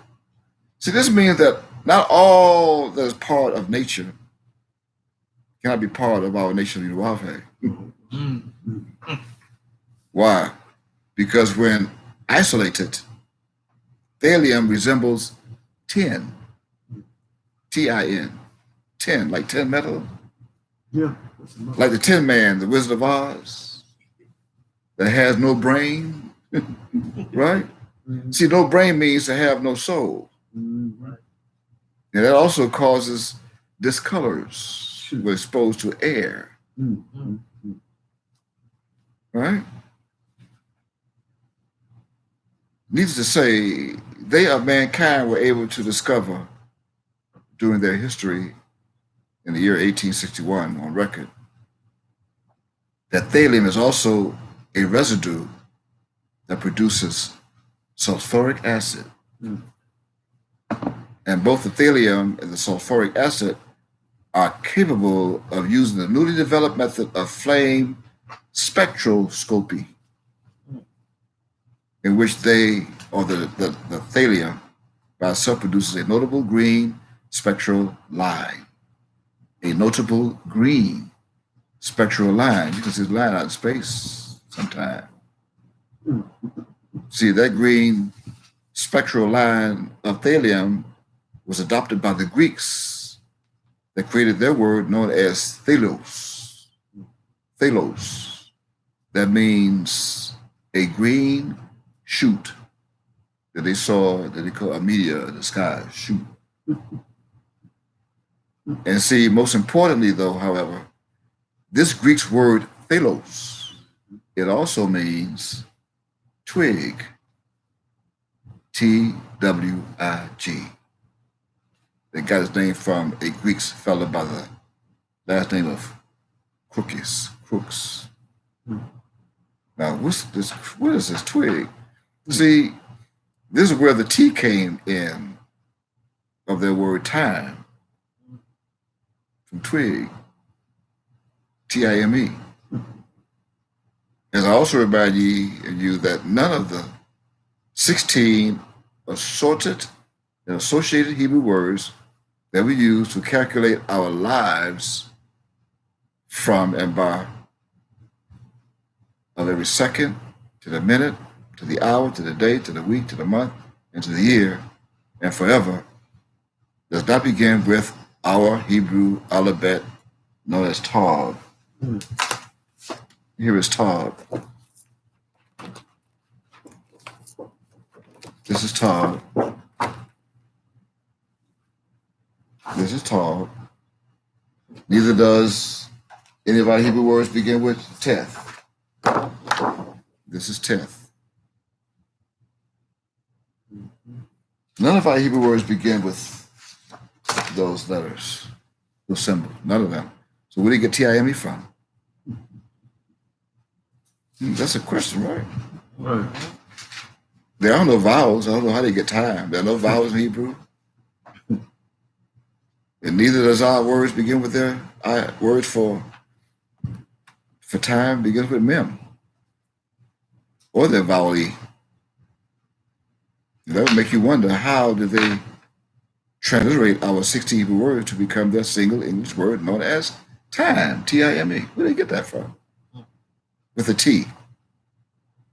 And that's because this T is created from the word twig, T-W-I-G.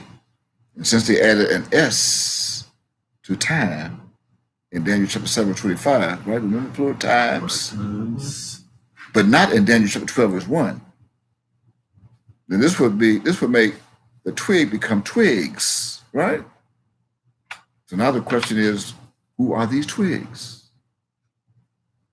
They are the same as the saints of the Most High. These twigs are the same as the twigs are the same as the saints of the Most High.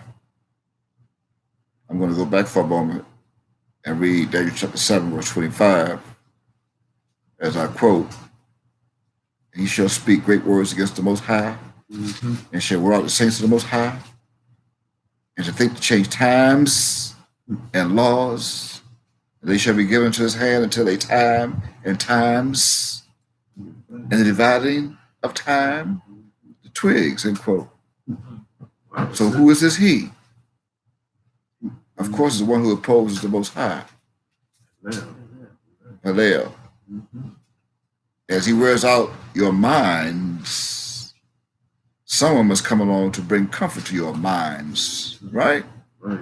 Now turn with me to Ezekiel chapter 17 very quickly.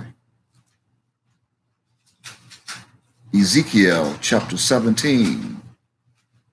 I'm going to read this because I must, and you're going to see why. Follow me now. Ezekiel chapter 17, beginning at verse 1. Why? Because the word, well, actually, you read that, Danny, or that's Zephaniah, you read that. The word of Yod-Heh-Wav came unto me, saying. Now, why is that? See, it's not Yod-Heh-Wav's word. It's a word of Yod-Heh-Wav. Came unto me, saying, "Son of man, put forth a riddle and speak a parable unto the house of Israel, and say, Thus saith Mem Yod-Kaf Yod-Wav, as I'm saying tonight, a great eagle with great wings, which is the United States bird, long-winged, full of feathers, which had diverse colors of the flag. If you look at it, red, white, and blue, came into Lebanon." Don't you see the flag, the feathers of the eagle, red, white, and blue? Yes, sir. That means whiteness of the pure-minded of Israel, Lebanon. That's what that word means. And took the highest branch of the cedar, which is the purification as the ruler, which is Judah. He cropped off the top of his young twigs. There's your twigs. Who's the twigs? The suckling tribe of Israel, Judah, like a bunch of suckers that they are to be tricked into captivity, as they were tricked, bunch of suckers. And what happened to them? I'm going to read on. And carried it into a land of traffic to be sold as slaves. He set it in a city of merchants, slave masters, got niggas for sale. Verse 5. He took also of the seed of the land and planted it in a fruit field. What fruitful field? A fruitful field. What fruitful field? The fruitful field of the Paramagnesium. That's what a Paramagnesium. Remember the paramagnetic? Which is a type of behavior. Remember? Yes. Which is a field that creates a diamagnetic impulse that also caused those that are rebellious to repel by the magnetic fruitful field, which are those that are pulled toward the magnet like a people that are induced in the magnet field, but were bound to eventually go off in their own direction. And that is opposite to that of the applied magnetic field. Yes.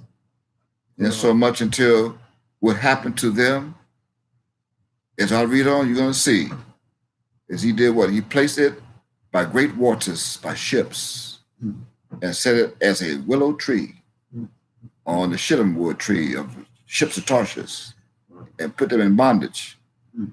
And what happened after that? And it grew and became a spreading vine of low stature, whose branches turned toward him, turned right against him. And the roots thereof were under him. This is going to stay, the roots. And some turned toward me, others were right under me. So it became a vine and brought forth branches and shot forth sprigs. And there was also another great eagle with great wings of Russia and many feathers.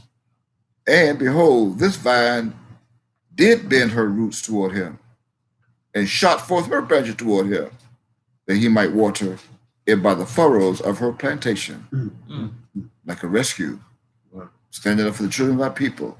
In verse 8, it was planted in a good soil by great waters. Miami of Florida, the coast of Florida, that it might bring forth branches as they are here now, and that it might bear fruit as they sell the east coast of the United States, that it might be a goodly vine, as they come to say.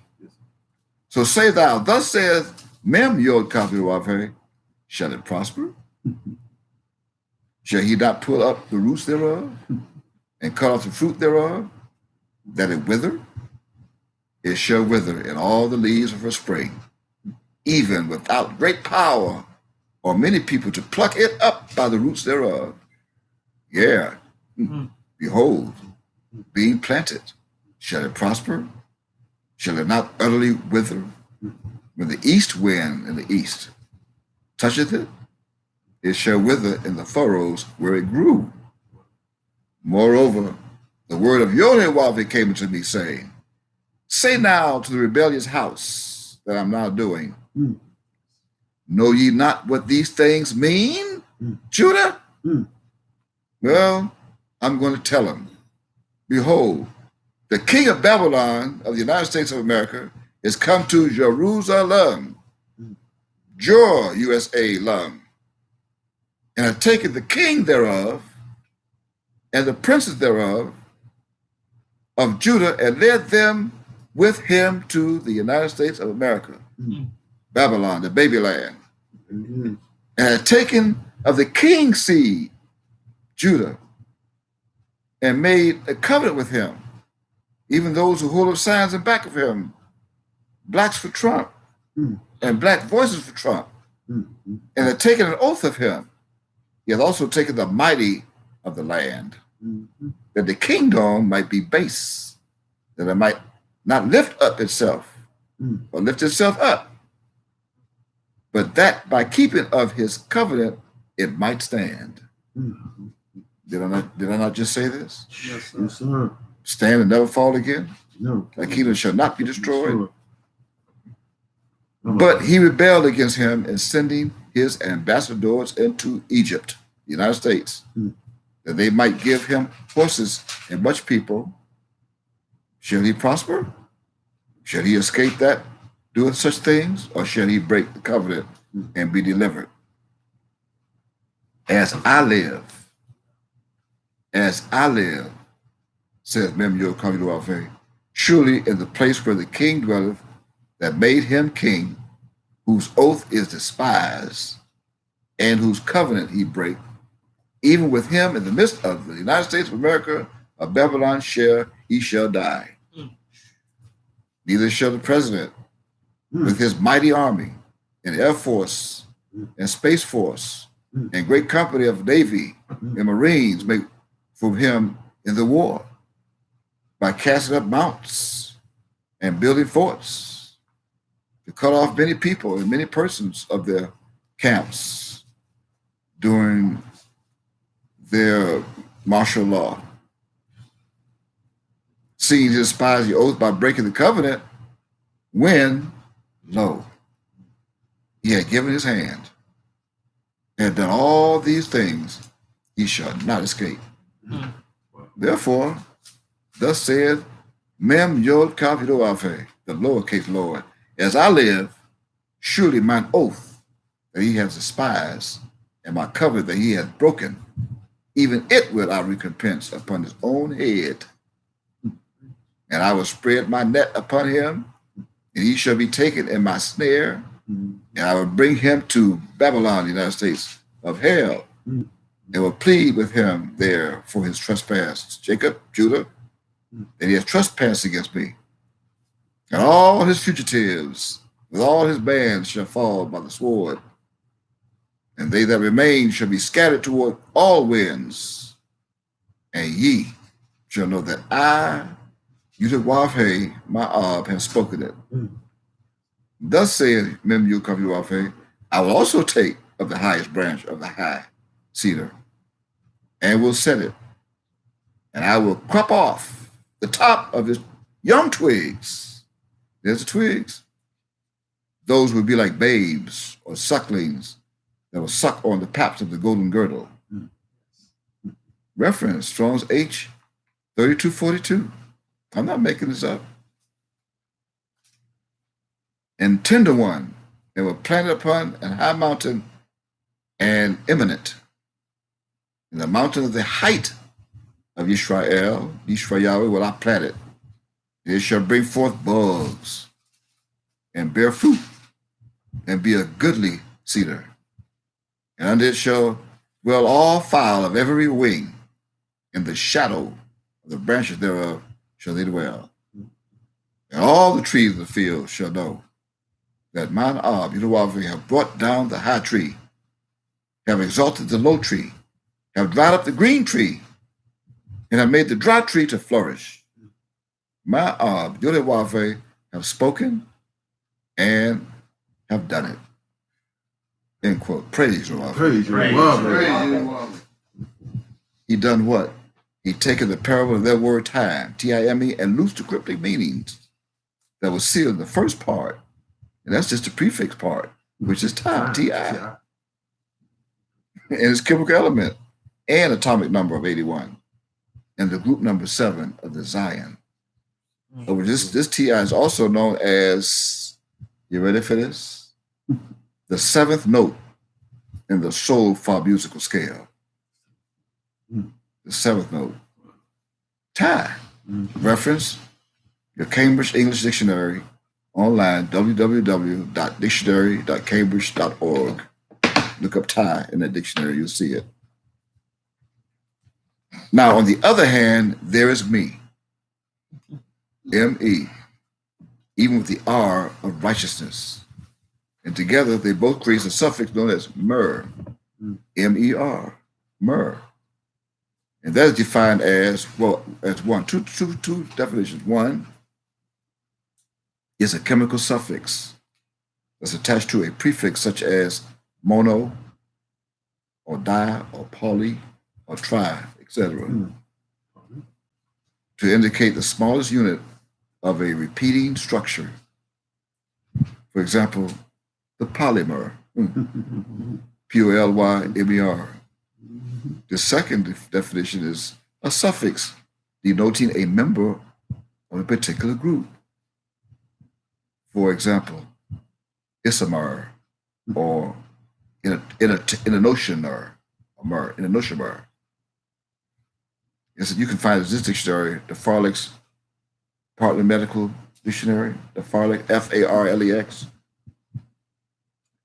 2012 edition. Now, on the other hand, the suffix me, me, also represents Mika, Yes, indeed. Mich, or mem yod for me. And the chemical element for me and care of me for Mika, Mich, or memkaf, memc, equals their symbol, MC. It's a chemical element symbol, MC. And this MC was used by the Russians, created by the Russians and the United States, and was just discovered 5 years ago. It goes back to study in 2003. However, in 2015, this MC had been discovered to them and is known today as Moscovium. Moscovium, here's how you spell it. Moscovium,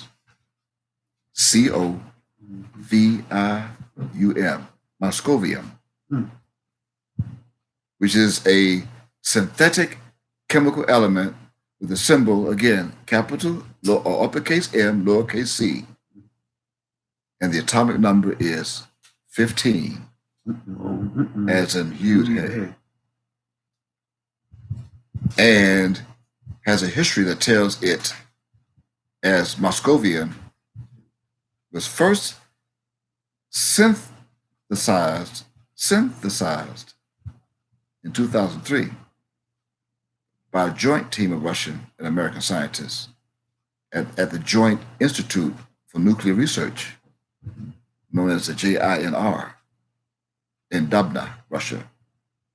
However, in December of 2015, it was recognized as one of 4 new elements by the Joint Working Party of international scientific bodies. They're working together.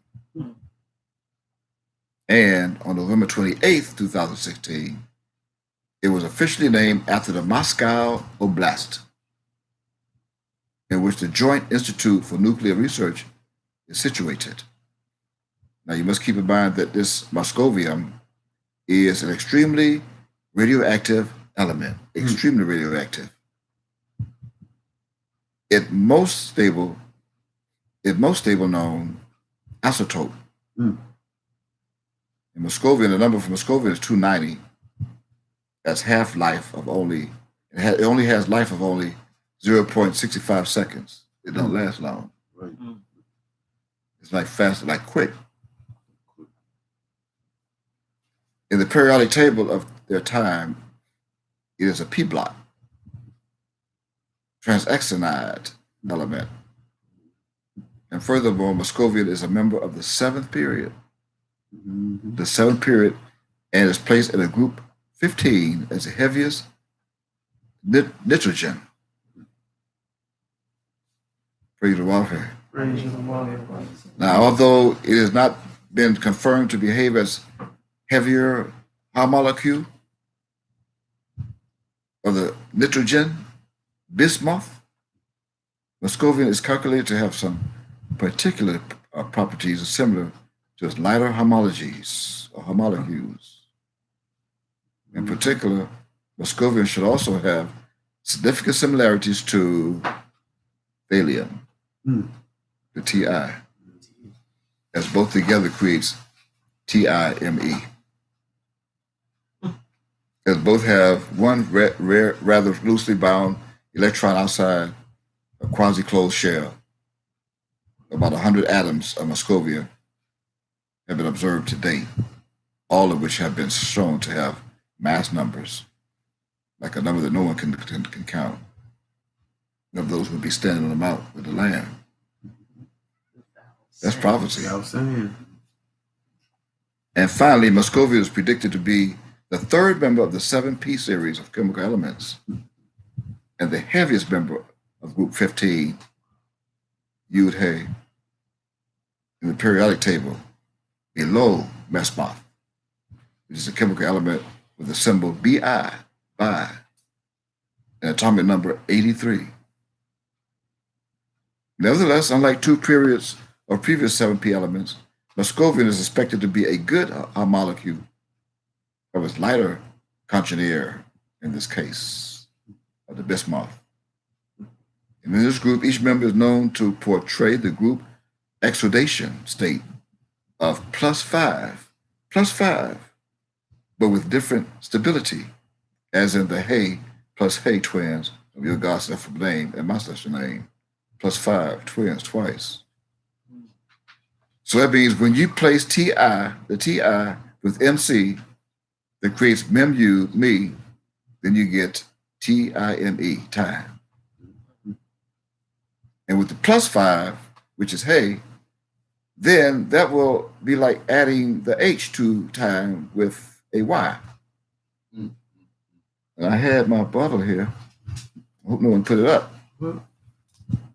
Of my, didn't tell anyone to put it up. I should have it here. And with which is He. Right?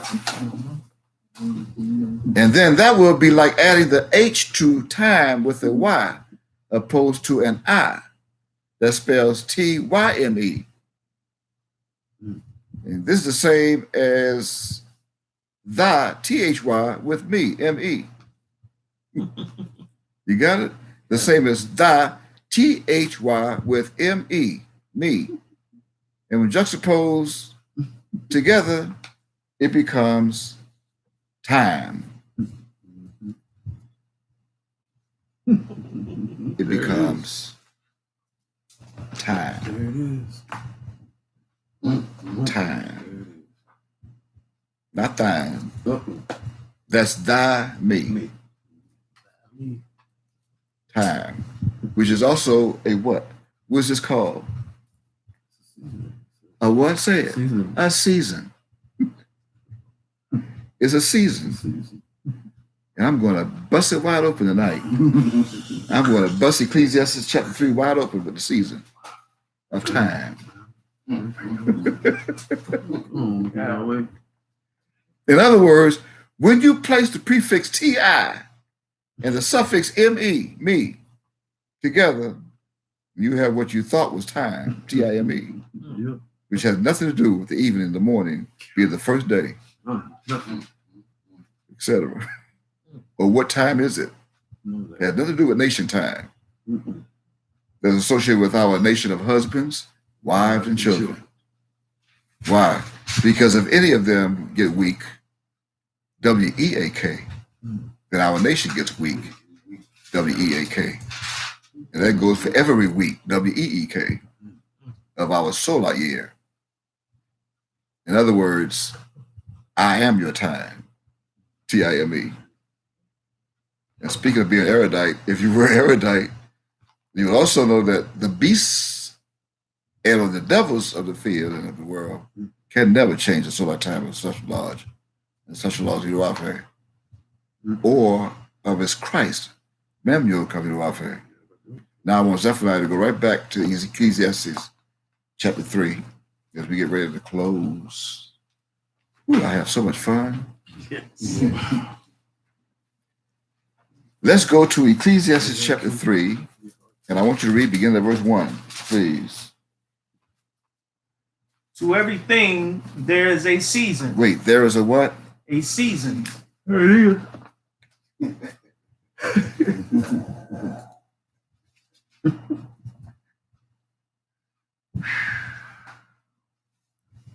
There's a season. And a what? What's the season? What do you say? How you pronounce that? Time. time. Read on and see if I'm making it up. And a time. A what? And a time. What time? See, the English word, hold it now. Let's go back to the season. Mhm. This English word season, season, is actually two English words that was created from two Hebrew words of whom it pertains. Wow. I repeat, the English word known to you only as season, season, is actually two English words that was created from two Hebrew words of whom it pertains, which is the son of Yudawave,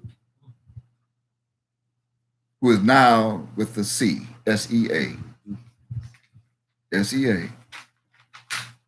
Now, the first Hebrew word is known as Moed. I just gave you a few moments ago. Mhm. Moed. Again, spelled from right to left, Mem, Wab, Ayin, Dalet. And it means what? Appointed place, appointed time, a meeting place, a sacred season, a set feast, an appointed season, an appointed meeting like the Feast of Tabernacles, an appointed sign or signal, and a tent of meeting the Feast of Tabernacles. Feast of Tabernacles, right? Again, reference 4150, H 4150, right?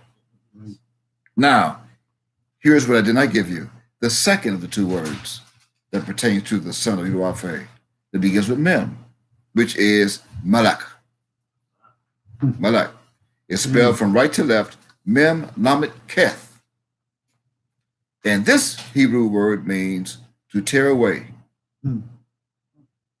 dissipate, to be dispersed, be dissipated, to salt, season, and to salt season, to be salted, and to be rubbed or washed with salt. Now, when you place these two Hebrew words together, they came from what you thought was one English word known as season, and their own meanings. This is what you would have, and this is what season means, that you thought was season. It dealt with time. See, season. Dealt with time. Here's what it means. It means the son of Yudawave is going to return in the last days and meet with his people in an appointed place at an appointed time and hold teachings in a special meeting place. They'll also be during a sacred season, like during a set feast. They'll also be during an appointed season as a result, when he calls for an appointed meeting, like every Wednesday night and Tuesday night and Sunday nights at 7 o'clock. It will be done by the power of an appointment sign or signal, Facebook, make an announcement, and by way of a tent of meeting, if necessary. There will be the Feast of Tabernacles. And so much until the son of Yudawave may have to tear himself away from others. That may also cause his presence to dissipate from society altogether. Wow. That will eventually cause the disciples to also be dispersed and be dissipated from society like him. Like, don't go out unless you're told. Right. Because the death angels will be out there. They'll be like turning his disciples to salt during a particular season that relates to salt. That will also cause the disciples to be salted. That he will also cause them to be rubbed and washed with salt. Now, for all of you that look at me funny and think that I'm making this up, go to Matthew chapter 5 and see if I'm making this up. and read verse 13. And I'm going to read it to you. I want you to follow me. I have to read this. Matthew chapter 5, as I remind you of verse 13, I say I have to wash you in salt. Why? Because ye are the salt of the earth. But if the salt have lost his savior, wherewith shall it be salted? It is thenceforth good for nothing, but to be cast out and to be trodden under foot of men. End quote. Ye are my salt. As in season. Even seasoning salt. Now, read Deuteronomy 28, begin at verse 1. We've run someone, Deuteronomy 28, chapter 28. And it shall come to pass, if thou shalt hearken diligently unto the voice of Yud-Heh-Wav-Heh, thy God, to observe and to do all his commandments, which I commanded thee this day, that the Lord Yod-Heh-Wav-Heh, thy God, will set thee on high above all nations of the earth. Now read verse 12. That's a blessing. Now read what happens in verse 12 for the blessings. And I quote, Yod-Heh-Wav-Heh shall open up thee his good treasure, Really? the heaven to give the rain unto thy land in his season. In whose season? His season. It didn't say the season. His season.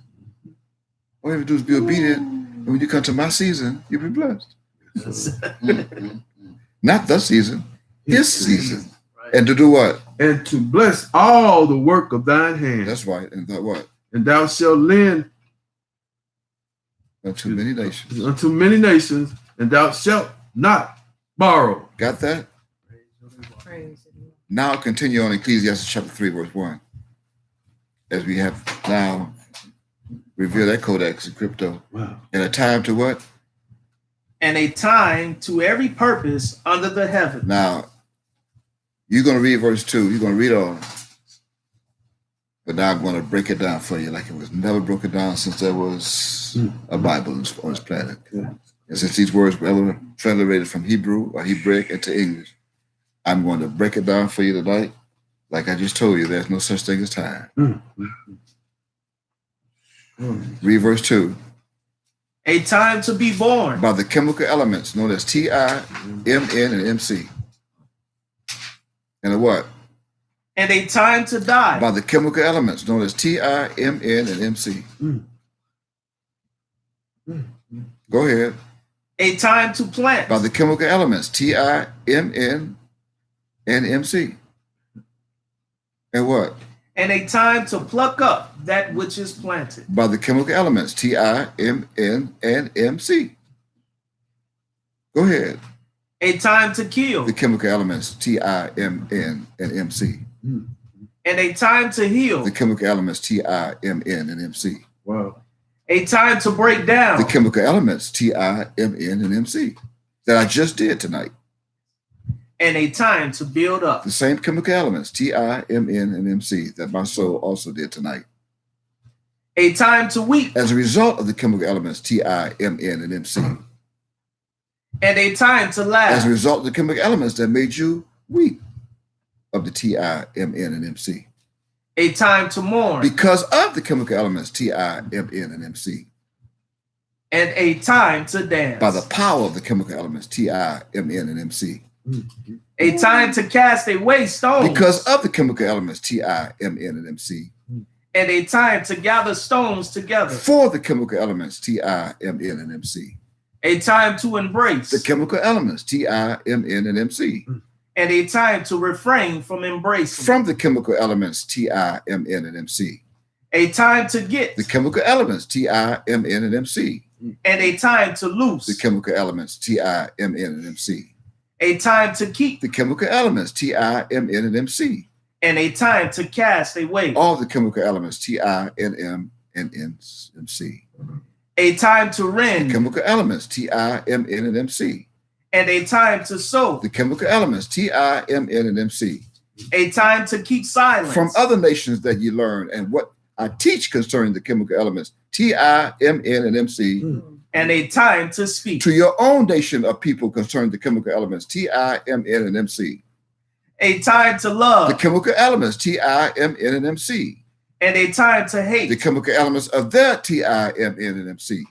A time of war. That is caused by the chemical elements Ti, Mn, and Mc. And a time of peace. That will follow as a result of the chemical elements Ti, Mn, and Mc. What profit have he that worketh in that wherein he laboreth? By the power of the chemical elements Ti, Mn, and Mc. I have seen the travail which Yod-Heh-Wabe. No, Mem Yod Kaf Kaveh have Yod-Heh-Wabe. given to the sons of men. Yes. Your God, Ab, did not give you this. Yes. He never gave you this. I gave this to you tonight So, to be exercised in it. Yes, sir. I have seen the travail which Mem Kaf Yod-Heh-Wabe have given to the sons of men Tonight. yes. to be exercised in it. Right. And what else? He have made everything beautiful in his time. Whose time? The chemical elements, Ti, Mn, and Mc. Also, he have set the world in their hearts so that no man can find out the work that Mem Kaf Yod-Heh-Wabe make Right. it from the beginning to the end. Got that? Wow.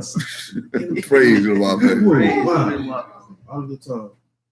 I want to take this moment to say to all those who joined us tonight that you thought was a time. Yeah. It's T-I-M-E. Tie me. Tie me up. Praise the Lord. Praise That be praise. I'm not here to convince anyone of anything. My God is not a convincing God. You don't have to convince. All you have to do is what he does, and that's be God. All by himself. All by himself. Even in the dark, even before darkness, the Yeah. architect of the universe. Let me say, come here. But I want to thank those who joined us tonight. And we're not going to see you during our first Sabbath. Remember, it's sundown Tuesday, it's sundown Wednesday.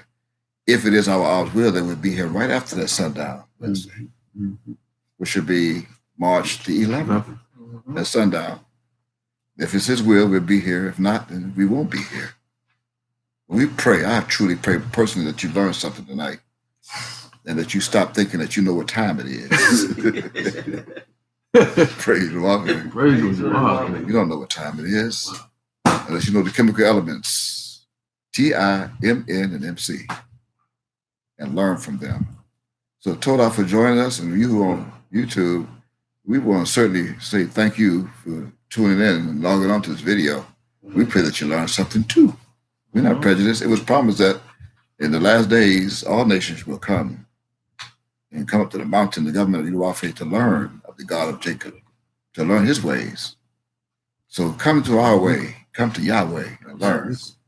And for the third, come and be refined as silver is refined. Because you're sure going to be tried by your God of old.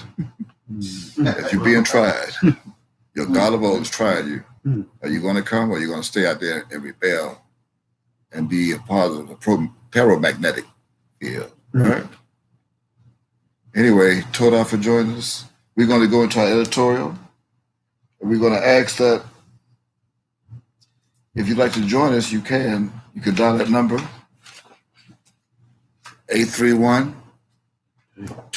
831-221-6177. Again, our editorial, 831-221-6177. You can join our editorial. We're going to go there for a very quick, brief, little while, short time, to get our current events, our weather. We have a weather report tonight. Meanwhile, if you'd like to write to us and give us a comment or give us your feelings on what you learned tonight, then you may do so. Here's our post office box. Just write to the Central Lodge of Miami, Post Office Box 472072, Miami, Florida 33247. Again, that's right to the Celestial Lodge of Miami, Post Office Box 472072, Miami, Florida 33247. Should you care to write us and give us your comments. If you'd like to help us to house our people, and you feel free to do that too. Mm-hmm. We're looking for buildings because our people are coming down. It's prophetical. There's no way to get around it. They're coming. And I would like to put them up with some nice housing. Yeah. Air conditioned. We don't need heaters out here. We have the sun. Mm-hmm. So if you'd like to help send a donation, and it's welcome. You're not sending any cash in the mail. That'd be ludicrous. We'll accept money orders. Yes. Cashier's check. And I'm not going to handle it. I'm going to give it to our secretaries, and we're going to go right down and get some housing. All right? Because I go in my own pocket. I'm going to buy transportation out of my own pocket. I'm paying for everything myself anyway. I don't want nothing. You can't pay me. As soon as you pay me, I'll become your servant. Then I got to clock in with the wrong time. Praise the Lord. So if you'd like to join us, again, join us at 831-221-6177. With that said, Told, I always remember Yehuda Yahweh, Jacob, Judah, Israel, your God, Yodewavhe, who art in heaven, he ahabs you, he loves you. Oh, he loves you, Yehuda Yahweh. He loves you. And so do I, your servant here on earth with you on this planet. Mem Yod Kaf Yodewavhe. I say, Anoki Ahab, I love you forever. Praise Wafe, Shalom Aleka, and Lalato. Praise Yodewavhe. Praise Yodewavhe. And with that said, now, with that done,